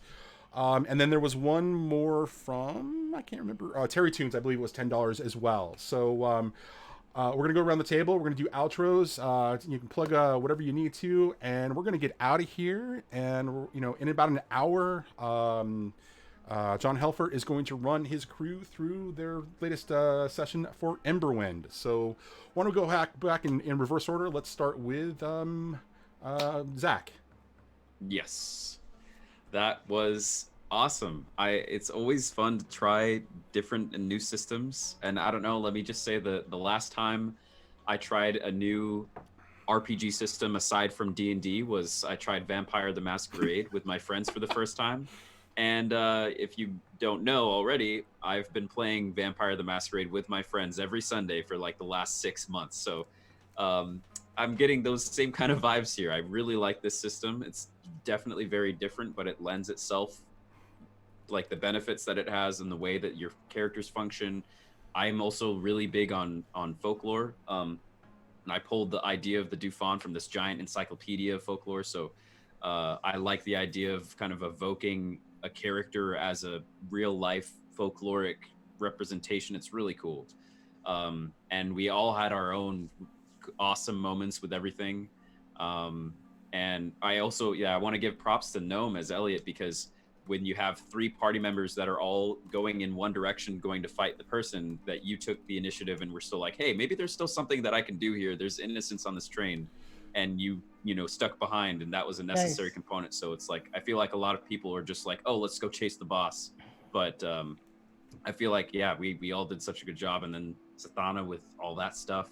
And then, of course, with Jorge and his sweet talking skills of the thugs and the blunt power.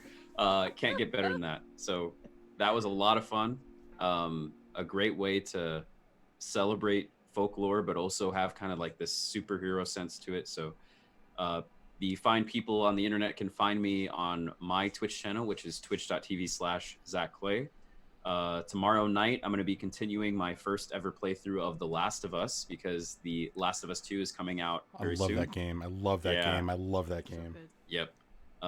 And I mostly stream a lot of roleplay centric stuff, most notably a Minecraft roleplay server, and all sorts of other things. So if you like that stuff, you could also see me on this channel with the ArvConists, and of course with Esper Genesis with Johnny and Carlos. So yeah, thank you guys. It was such an awesome time. Very cool Monday afternoon experience. So do it up. Duke can be at my table anytime when we're playing City of All Mist. right. I loved Duke. Duke was awesome. Yeah. All right. Next up, Volanda. Hey, Volley, Blonda, that was fun. I haven't played City and Mist in probably nearly a year and a half now. Yeah. Whenever it was that we last played, and I've forgotten how much I missed this and how much I missed Sethana. She was a weird one. It was great playing with you three. Gnome, hero, cared about the people. That's much better than me. So, you're a much better person. Yeah, this was fun. Thank you. You can find me all over the internet, on Twitter at volley_Londa. You can find me as the GM of a podcast called The Lucky Die, which is a D&D long form campaign. We're on like 130-ish episodes. I'm dumb now. You can also Wow. find me as the voice of the documentarian on The White Vault. Yeah, no, that's me. Thank you. It's always a pleasure to have you at the table, and I missed Sethana, and I loved the fact that we were able to bring in elements of the previous game into the story, especially when you brought Charlie in. That was heartbreaking, and I would love to see Sethana be able to redeem herself in that part of the story. So thank you so much. Yeah, that was harsh. All right, next up, Carlos. Jorge is the man. He's definitely the opposite of Sleepwell, and I adored him. It was a good time. Man, this system is good, but first, you players are great, and Johnny is GM. Man, that was so Yes, that was very good. Mm-hmm. It was just such a good system. Like, Yeah, a What I perfect would- setting for a one shot, by the way. Perfect scene, nice, like the train, everything. It's great. exactly, yeah, like time, place, and action all Yeah. unified. Beautiful. But also, like, so I haven't done a ton of Powered by the Apocalypse yet. Now I had the bug because, like, what it felt like was writing code. You know, so you sort of like define something and then you can apply it in if-then statements later on and stuff. And so Very It's a much bit- so. Yeah. yeah. So it's gorgeous when you start thinking it that way, and the way that you create, you know, you can create anything just like you can define anything in code and then use it later as reference. It's really, really interesting and contemporary role playing. I super enjoyed it. But I mean, the players, you all were just murdering it. It was so, like, everybody was so good. It was so much fun. Oh my gosh. And like I said, Johnny, you were great. So thank you for involving me and teaching me City of Mist. Now I'm just going to read the rulebook cover to cover. So this weekend is the Nebula Awards, and I'm up for a Nebula in the Andre Norton Award. Actually, I think technically it's a different thing, but the book I wrote, Silent Gabby Break the Universe, is up. The sequel just came out, so you know, if you've got a middle grader, or if you think like I do, like a middle grader, then this might be a book that you might enjoy. Yeah, and I'm going to be doing a lot of class visits, playing a lot of role-playing games. I'll just say this very quickly. I'm designing a role-playing game. Johnny is helping me with the character sheet on Roll20. It's basically a role-playing game that, instead of dice, uses mysterious cards. And they in are order beautiful to- cards. Yeah. Yeah. So it's sort of like a Mysterium-like influence, but it's, instead of like rolling your character, what you do is you basically read your character like a fortune teller would after drawing some of these weird Ooh, cards that we that's developed. So that will be in progress, and hopefully I'll be able to show it on ArvCon Elrond channel here in the not too distant future, probably like in the fall or something. So anyway, thank you so much. This was a ton of fun, and yay for raising so much money for JDRF. Thank you, Carlos. Yeah, having you at the table is always fun, and I love being in the GM seat and like offering you things and having you bring it to the table. It's very much a different relationship than we have over on Esper Genesis, and I was digging that a lot. And last but not least, Gnome. Hi. Thank you for inviting me. Super hello last minute, but I'm so glad that you did, because Johnny, I listen to your voice for about 4 to 5 hours every fucking week. Oh, can I say? I'm so sorry. Wow. No, should have asked. My bad. This was great. This is actually my first time playing City of Mist. I watched some of the series that you had run. You Mike, like there was like a It was me, Mike. 3 different. Yeah, me, Mike, and Yeah, Speedy. yeah, It was yeah. it was Metropolis. Yeah. Yeah. So like I watched some of that a while ago, and it was really good. Just haven't had the opportunity to play. So thank you so very much. It's awesome. What a great system. And then just the level of creativity from each of the players. Just like blew me away. I love like all of your power options, the mythos that you all chose, the fact that nobody had communicated before. We were supposed to be a team that had already worked together, and like we've got two people from like the similar, like the same setting. Like that was so good. I loved it so very much. But yeah, so my name is Nomadic. You can find me on Twitch, Twitter, and Instagram. I do TTRPG things and TTRPG spaces. Basically stream almost every day on various channels. It's a lot. I do a lot of things. The Thursdays you can catch me playing a Coriolis game called The Void with Little Red Dot as the GM over on Unmade Gaming's Twitch channel. On Tuesdays, you can head over to my channel where I run a group of amazing people through the Tales from the Loop. Hands down, my favorite setting. I talk for hours playing and just talking about that game. Mondays, actually later tonight, you can catch me over the Salty Sweet Games channel where you're playing a classic D&D 5e adventure that used to be a 2e adventure called, I think, The Invasion of Barrier Peaks or something. I don't know. There's aliens. Barrier Peaks! Yeah! The laser guns in D&D. It's great. Yeah, it's freaking amazing. Things are already starting to get weird. Love it so freaking much. And I don't know. I do so many things. Hit me up on Twitter. That's where you can find me. Thank you so much for having me. And y'all are freaking amazing. This was great.